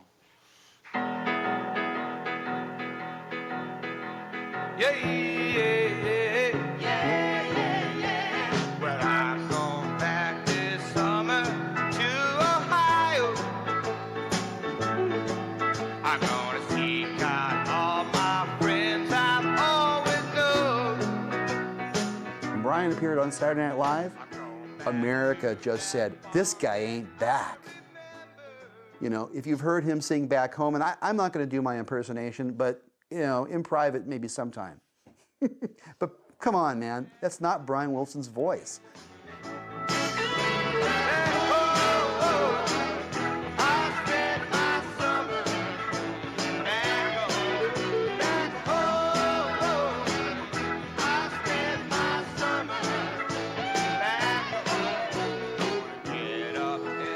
Brian Wilson at the time said that he was influenced by Louis Armstrong. But when you have the gift of the voice that Brian Wilson had, and then you cut to Louis Armstrong, you just got to ask why. This is a guy who 10 years earlier would stop the vocal sessions in the middle of a song because he didn't think there was enough emotion in the ooze. And you get to a point 10 years later where not only is he, I think, consciously singing in this gruff, rough, Randy Newman, Tom Waits-esque kind of voice, but he's kind of not caring or paying too close attention. I mean, he's mostly in tune, but he doesn't care that much anymore. Well, I'm gonna spend this summer back home. And for somebody who is that about vocals and vocal arrangements, that's where it begins to feel a little self-destructive, or at least as a kind of self-destructive gesture. Yet Brian was pursuing very different artistic aims than simply satisfying his core fan base, and this new voice would be prominent on the material that he was developing. With the rest of the Beach Boys otherwise engaged, he was left to his own devices in Brother Studios with engineer Earl Mankey, and having rediscovered his enthusiasm for recording, he began to experiment with a passion that had been absent for the best part of a decade. If 15 Big Ones was to get Brian comfortable in the studio by working with all of his friends from the old days, then as Brian came into the studio each day to work on new songs, I think the idea at that point was, let's bring in the guys one at a time as Brian needs them, you know. Given that structure, Brian ended up playing a whole lot more of his own instrumentation than he did. And no offense to Brian, but given that, it tended to be a lot more amateurish and a lot more what Brian played. The songs had a similarity because he had just learned how to work a synthesizer, and he had his favorite drum pattern that he always played and his favorite bass lines that he always played. So in the end, it was much more a Brian Wilson thing, I think, than even anyone might have hoped, because of the preponderance of Brian playing all the instruments. It was basically a Brian Wilson home recording. Wilson's personal input into these songs was not just musical. Landy had also encouraged him to write lyrics, to get his thoughts onto paper, and to take inspiration from anything around him, no matter how insignificant. Not only did this lead to a wealth of material being quickly written, but it also created a catalogue of very personal work, detailing both the commonplace concerns and the inner life of its author, with song titles including Bring Your Own Comb and Quit Using My Toothpaste. They may have seemed left field or odd. I do think that they are totally autobiographical, and the same as it's a lot easier to walk over and grab the synthesizer instead of calling in a string section. It's a lot easier to write the words than to try to get together with a lyricist, and I'm sure that would have been the easiest out for Brian. And Brian did write songs. It's not like he had never written any lyrics, but Brian Wilson lyrics maybe weren't as familiar to the public as those other lyricists were, and so the Beach Boy Love You songs might have seemed odder because nobody really knew what Brian was really like, you know. And some of his bandmates wanted to keep it that way. By the end of 1976, Wilson had recorded enough tracks for 2 albums, and his initial intention was to release the most personal material as a solo album, entitled Brian Loves You. Yet when the other band members heard the results of his labor, they were far from impressed.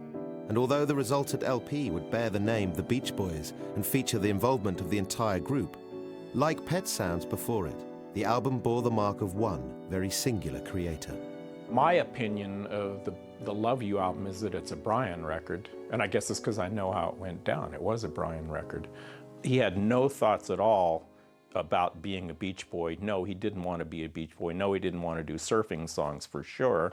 And he was just he was most comfortable being an artist, you know, being whatever popped out of his head.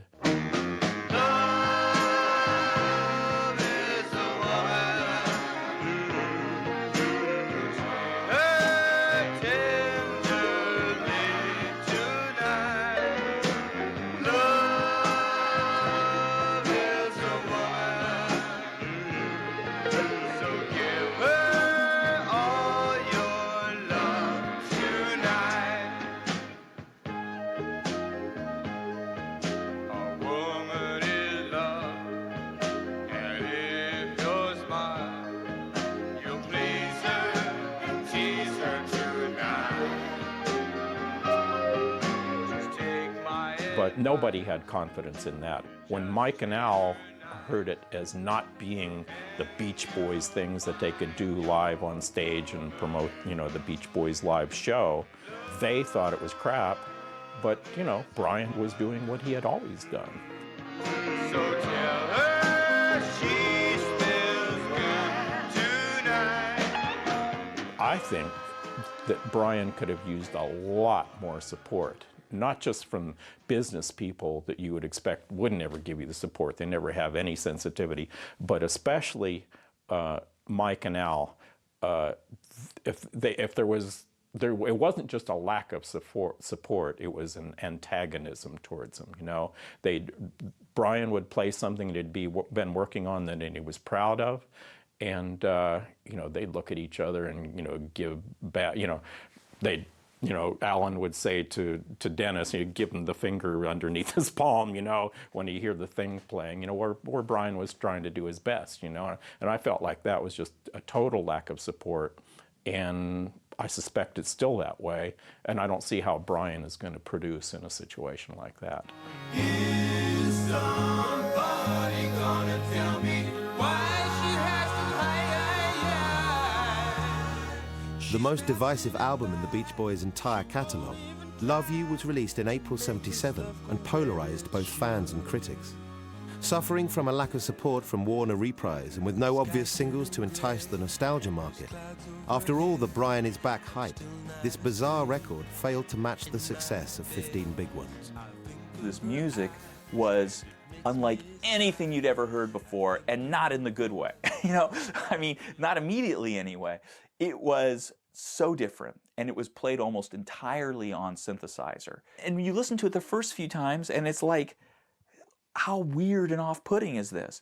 But it had a magic, because it came from this guy's heart, and this was his imagined world. And you get in there, and it's weird, but it's engagingly weird. It could only be made by one guy. What do the planets mean? And have you ever seen sunrise in the morning?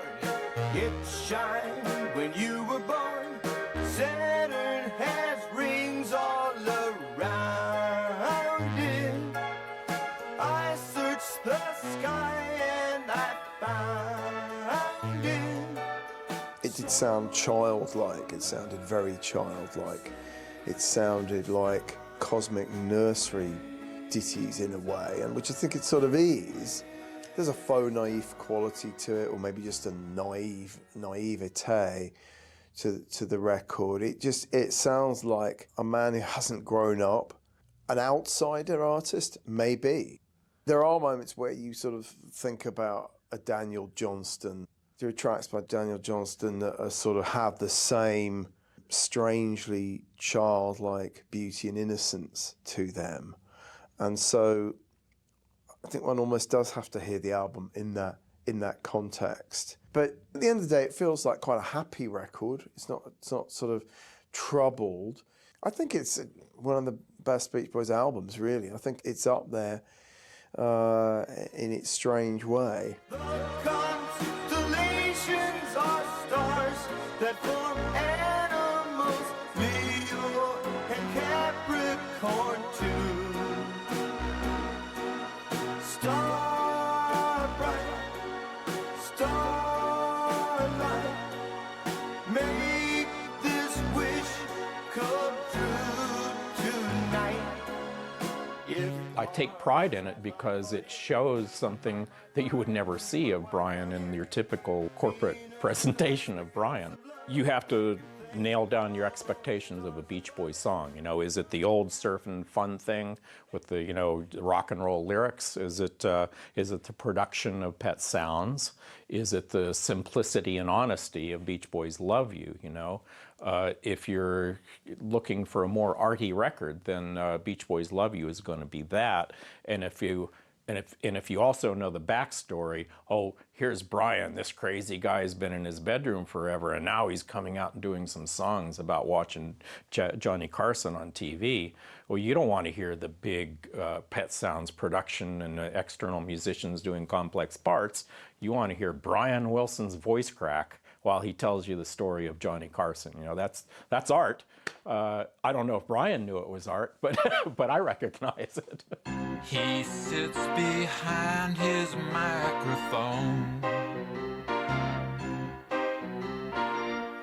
Johnny Carson. He speaks in such a manly tone. Johnny Carson. One of the high points is this tune called Johnny Carson, which is about the TV, you know, the Tonight Show host, Johnny Carson, who at the time was a huge institution. You know, it was like he was the American late night talk show host. There were no others. I mean, nobody could, you know, Dick Cavett tried, couldn't knock him out. Mike Douglas could not knock him out. You know, all these guys sort of had their turn. And, you know, and Johnny was the guy.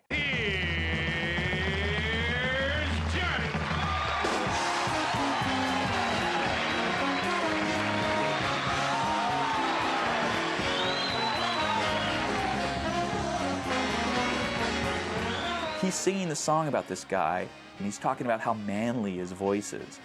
The listener says, what? You know, man, like that's not the first thing you think of with Johnny Carson. He's got a nice gruff, you know, he's got a grown man's baritone voice, and he smokes a lot, so it's a little rough on the edges. But, you know, and how he just keeps it up, and he never stops, and the network makes him break his back, but he ain't going anywhere. You know, he's rough and tough, and he's the guy that we admire. You know, he's smart, he's funny, he's gutsy. You know, and he can do this night after night after night, and, you know, wow. It's nice to have you on the show tonight.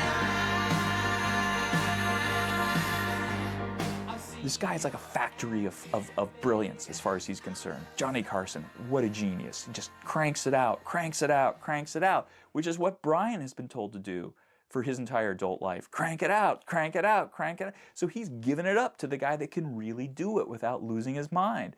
And he's written and performed a song which sounds like a musical vision of a factory.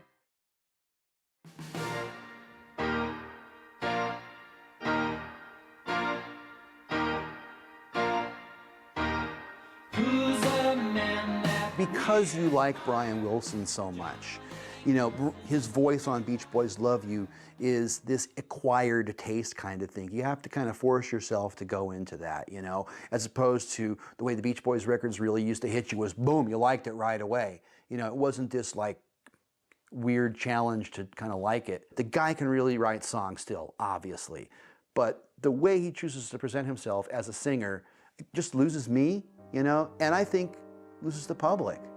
Despite its many merits, the public didn't warm to this new, exposed Brian Wilson. Failing to hit the top 50 in the US, it was deemed a misstep by a band eager to continue generating substantial touring revenue and to get out of their contract with Warner Reprise.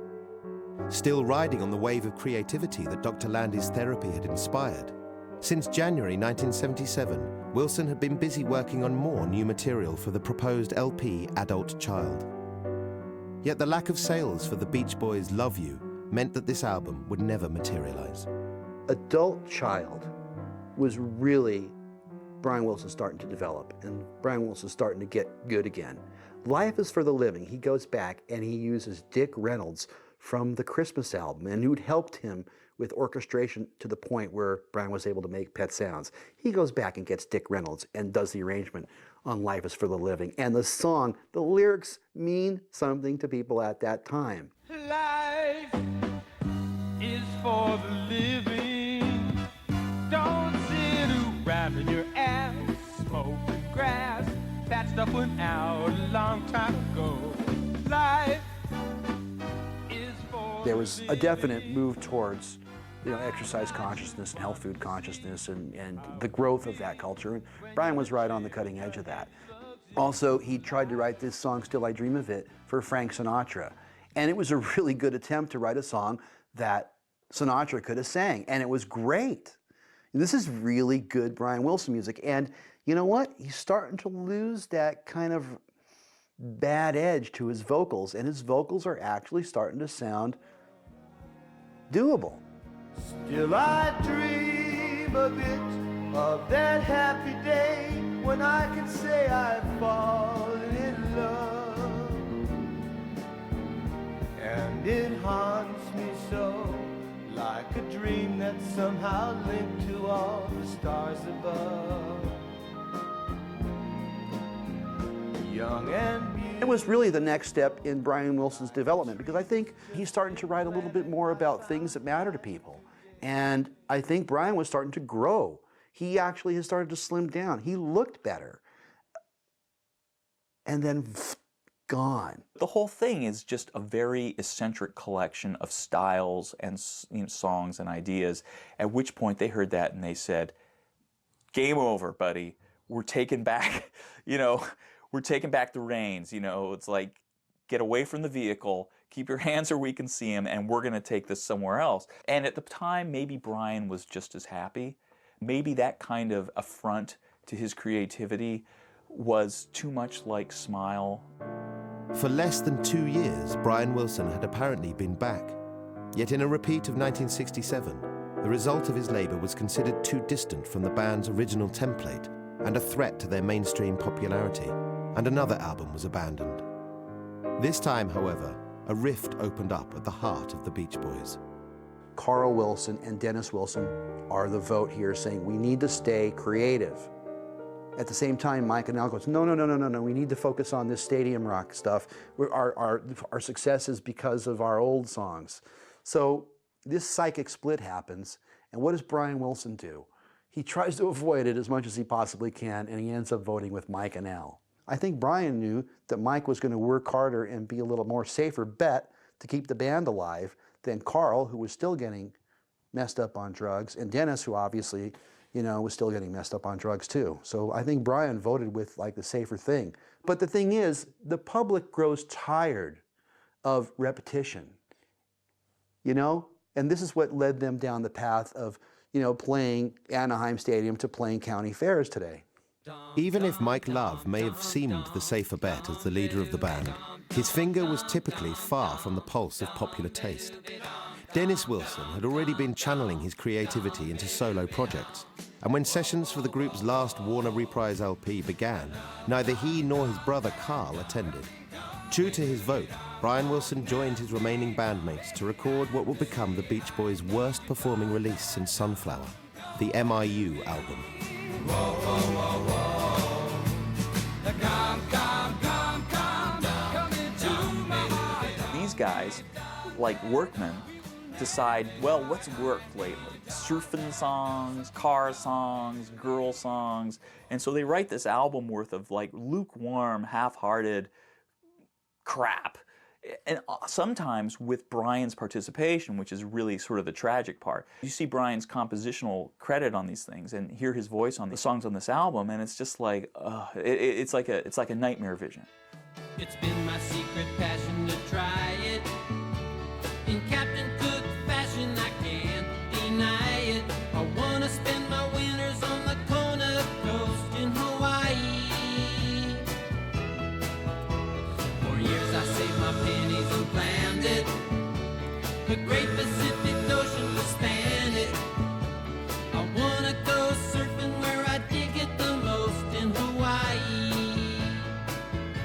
both those guys, Al and Mike, have written songs that I like a lot and produced stuff that I like a lot. None of it's on this record. You know, it's a completely cynical attempt to be commercial. And it's completely wrong, and it was a huge disaster all the way around. I can't say it better than the fact that Dennis Wilson's Pacific Ocean Blue album, the first solo album by any member of the Beach Boys, went to number 96. It hit the Hot 100. And meanwhile, the contemporary Beach Boys album at that time, MIU album, went number 151. So Dennis had done better on the album charts than the Beach Boys did in 1978, you know? That says a ton. It just doesn't communicate, you know? It doesn't really mean anything to people. It's just so bland. The album's failure was insignificant compared to the deteriorating condition of the group's returned prodigal son. With Landy gone, his marriage falling apart, his brothers losing interest in the band, and the Beach Boys themselves selling out arenas but stagnating artistically, Brian Wilson once again began to decline. Back in 1977, the Beach Boys had signed to CBS Records, and after the release of MIU, Wilson was enlisted to produce the first album for the label. Yet, no longer in a fit state to work, he abandoned the sessions, and by the close of the year was admitted to hospital due to his fragile mental state. Although the resultant record, LA Light album, was a moderate success, Wilson's presence was minimal. By the end of the decade, back at home with 24-hour care, and with his marriage to Marilyn now over, the celebrations only 3 years beforehand seemed premature. Brian was back, but at what cost? He was neither willing or able to be a functioning recording artist. You know, the cruel irony is that that was when they really had locked him into the touring party. And he was going out on the road, playing these shows, and it was just kind of getting worse and worse. You know, he just was getting bigger again. He was smoking, chain smoking on stage, and then take a cigarette out of his mouth long enough to like take a stab at singing God Only Knows or Good Vibrations or something, and it was not fun to hear. I think a lot of the times they either weren't miking the piano or they turned him way down because he would at times play other songs, you know. He was doing his own thing out there, and sometimes he was hooked up and he'd play stuff, and sometimes his mind would drift, and he just clearly didn't care. The extent to which he was willing to be on stage or would stay there all day and seem to be in the band was just like, okay, I have to sit here for a couple hours, I can sit here for a couple hours. Everybody knows that Brian was, you know, the genius, the creative force, the guy who essentially wrote all that incredible music. It then does become important to sort of wheel him out from time to time, and, you know, with us almost like, you know, we all know about Brian's problems, don't we? I'm going to take this opportunity right now to thank our beloved Brian for writing all that beautiful music and making this evening possible. Let's hear it for Brian Wilson.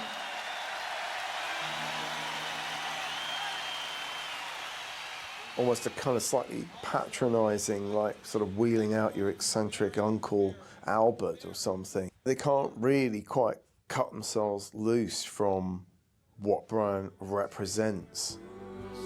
Ladies and gentlemen, Brian Wilson. We could ride the sun together while love would grow. In my woody, I will take you everywhere I go. He becomes a carnival bear, which dragged him out and like say, here he is, here's the guy behind it all. And it was just so bogus and so phony and just so misguided. For many years, you would look at him and think, like, this is the saddest thing I've ever seen. Because you have this genius, the stone-cold American genius, being made to play the part of himself with zero interest, zero pleasure, and, you know, and it was just a tragedy unfolding before your eyes. As this tragedy played out month after month in front of huge audiences, the turn of the decade saw any hope of the Beach Boys returning to their creative best disappear. As the moral majority and the rise of the new Christian right helped launch an era of conservatism through the presidency of Ronald Reagan, The band, dismissed by the counterculture in 1967, suddenly found a new place in a new America.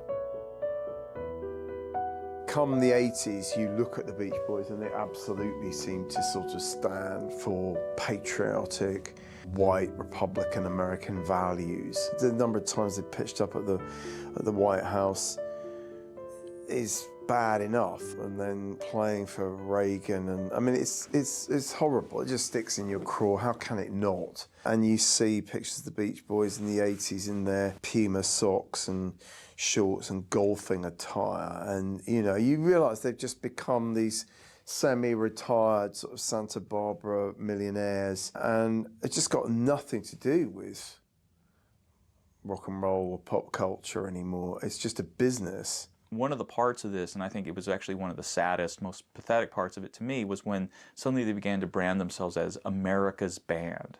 So it's sort of like, oh, I get it. It's like a patriotic thing, you know. It's like they're trying to confabulate themselves with the idea of America, and they were sort of like, so now, which makes it even easier, because it's like, well, you know, they're like a national utility, you know, they're a national, resource in a sense. They needed to be popular, and however they could possibly prime the pump to make more money come through it was what they were going to do. Yet although it was financially rewarding, this path was a dead end for the more creative elements of the ensemble. In 1981, while developing a solo career, Carl Wilson left the band, while brother Dennis found himself sporadically dismissed due to his unruly lifestyle. The only constant representative of the once dominant Wilson clan was Brian, a broken man without any purpose. By 1982, his health rapidly deteriorating, emergency measures were taken. Dr. Eugene Landy re-entered the life of his most famous patient, and within months he persuaded the Beach Boys to fire their most hallowed member. Brian Wilson was heading back into the wilderness. It was wonderful at first. Brian suddenly lost about 150 pounds. He went from being morbidly obese to being in the best shape anyone had ever seen him in. But Landy's reemergence in his life was, as with so many things, a mixed blessing. He domineered every aspect of the guy and kept him from seeing the people he wanted to see, kept him from doing the things he wanted to do. Landy, again, saved Brian's life, without a doubt, saved his life, and then nearly killed him. Across the next 2 decades, Wilson's output was sporadic, with his attempt to launch a solo career both encouraged and hindered by Landy, while his health was being compromised in private. Yet in the new millennium, free from his band and his psychiatrist, the last of the Wilson brothers would make a triumphant return to the world stage, and a new generation would witness the rebirth of an American legend.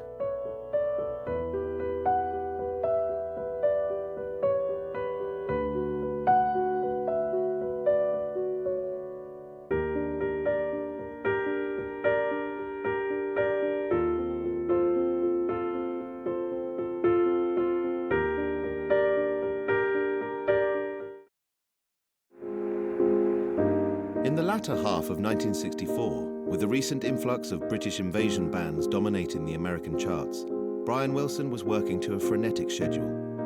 The overwhelming popularity of British acts had presented him with a formidable artistic and commercial challenge, and he had sought to meet it head-on. The Beach Boys' All Summer Long was followed by both a live LP and a Christmas record.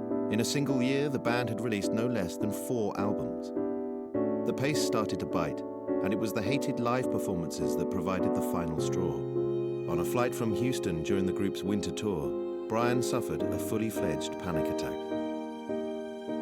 In the aftermath, it was decided that he would no longer appear on stage with the Beach Boys, that he would receive the long-sought freedom to remain in the studio and complete his work unfettered, and that a permanent replacement in the form of Bruce Johnston would join the touring band. Brian had all these jobs. He had to melodically write it, arrange it, go produce the tracks, vocally arrange what everybody sang, sing often the high lead parts or on Don't Worry Baby, all these jobs, right, and then go on the road. The guy, you know, if he had kept up that pace, he wouldn't be alive today. So somehow he gets Glenn Campbell to fill in for 3 months, and then I come along. I just probably got in there and he didn't have to go on the road anymore, and he could be uber prolific and work with the Wrecking Crew, and so the band now came home to tracks without the burden of those jobs, and especially being on the road. He made some great recordings. He was, you know, finally given the leeway to be the studio guy, to be just in control of the music and the writing and the recording and the arranging and the producing, that was all him now. Even to the extent that he was being talked about, it was on his own terms from this point on, because it was about him as a creative artist, you know, not as a smiling pop moppet, you know, or sensation. So he could, you know, he was in control to a great extent. And as long as he continued to make hits, then he was allowed to be in control. And Brian instantly applied himself in the studio with all the fresh energy of a liberated man. New sessions commenced in January '65, and the years spent in study and experimentation saw Brian arrive at a level of control room proficiency that could match, and indeed deliver, the further reaches of his compositional vision. He started like a kid, you know, and reached a lot of kids, and he was able to use that success to grow up in the studio musically quickly, you know, and instead of the piano, the recording process became his piano. The songs got better and better, and the music got better and better with Brian, you know, as he felt more comfortable with us, and, you know, as the years rolled by. There's no question that Brian was becoming more sophisticated. He wasn't afraid to talk to musicians. You know, he was a young kid. He realized that he could get up and say, you know, I want you to do this, and you do this, and you do this, which is kind of the way he would tell his brothers and his cousin, and they would, you know, sometimes say, nah, we don't want to do that. You know, they were kids. But all of a sudden, Brian was now with all these pros, and he was getting what he wanted. Brian was in control. This was Brian's date, you know, there was no doubt about it. That's why I say, when people say he was fragile, I said, are you kidding? That's not Brian. Brian was in total control. And he felt that way at that time, too. Brian was the guy. He was the designated producer, you know, this great creative guy with the authority of General Patton. He was so clear sounding. It was a pleasure to work with him and know him in those days. From my point of view, I like his production better than if he could do it now, starting as a young guy, because it was so musical. He had to get it. It actually sounded like the finished product on its way to getting finished when you'd be in the studio, because without the technology, he was more on the floor. He'd have instruments leaking into other mics. I mean, that was part of the accidental production, you know, and you just go in there and in the booth and you go, wow, this sounds pretty good. And then Chuck Britz would have things ready. Hey, Brian, what do you think of this? What do you think of this? You know, he'd audition tape delays and, you know, all kinds of really interesting things. If a musician wasn't getting it, you know, over the talkback, he would go out there and he would either show them or guide them. He was able to communicate well with the other musicians who were a bit older than Brian and had been around a bit longer, you know, this is old stuff for them, but with Brian's writing, it was actually new stuff for them. Brian would sometimes work for 20 minutes, say, thank you, gentlemen, and leave. And sometime we would work the full 3 hours or maybe longer, an entire weekend sometimes. He never accepted it unless he called me in and had me sit and listen to the song. They'd say, what do you think? I'd say, it feels good to me, it feels great, you got a great track. He'd say, okay, thank you, gentlemen, or let's try another song. Recording on his own terms, Brian was particularly industrious. He completed The Beach Boys Today by the end of January '65 and had finished sessions for a subsequent album, Summer Days and Summer Nights, by July. Though a high volume of output was nothing new, it was the character of both records that suggested a landmark had been reached.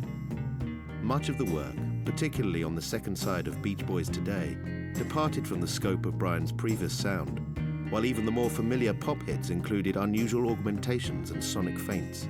The impression was that of a rigorous, thoughtful artist undergoing an important transition. It was exciting because Brian had his act together, so no one had to suffer through the tracks. Of course, some of us loved playing on tracks and things. You know, Carl really loved to do that. So it was fun. You're red hot, you come off the road, and you're getting used to Brian having some great melodies, and Mike's like a runaway fax machine for lyrics. He began to have different kinds of experiences, experimenting with marijuana, becoming a very enthusiastic pothead, experimenting with LSD to a small extent, not nearly as much as ultimately people would say. The doors of perception swung open, and suddenly, everything was up for grabs. Suddenly there were no boundaries whatsoever. Whatever he had been told about the limits of pop music, he just ignored altogether. And that really began to come out in the early months of 1965. I mean, the tunes that you can hear on the Beach Boys Today, that suite of love songs on the second side that are very pensive and poignant and musically sophisticated. He takes side 2 of the Beach Boys Today album and totally dedicates it to ballads, but really strong ballads that have a thick sound with his bass playing, especially being prominent. He takes the vocals and he does all kinds of jazz layers on it, like a song, Kiss Me Baby, which is really more of a jazz tune than a rock and roll tune, but it's one of those real interesting early fusions of jazz and rock and roll, He takes that Four Freshmen thing and spreads it out.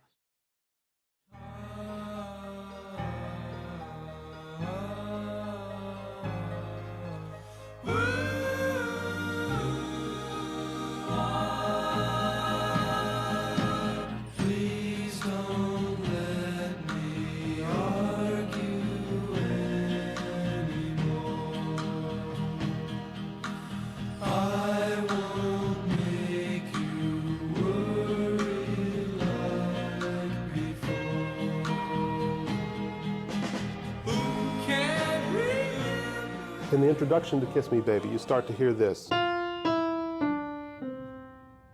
in the vocals, okay? And then the melody starts, and you hear this.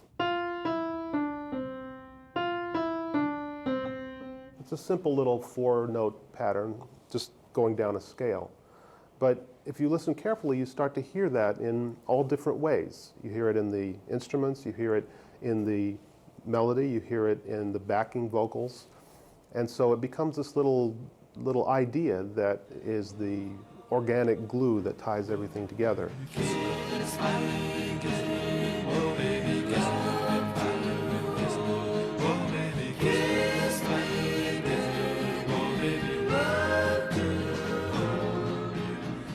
This is the kind of thing that people talk about, when they talk about great songs from all periods and all styles. And pretty much all the songs in these albums of 1965 do something like that in one way or another. They're just really artfully constructed, and they show an imaginative musician really thinking about what he's doing and coming up with some just outstanding results. Tossed and I turned my head, was so heavy. And I wonder, as it got light, were you still awake like me? You can also feel yourself on the headwaters of the Pet Sounds era, where the perspective really becomes grown up, lyrically, and musically as well. But more and more exotic instruments are creeping into Brian's songs. More and more unexpected chord changes, and more lush settings and lush vocal arrangements.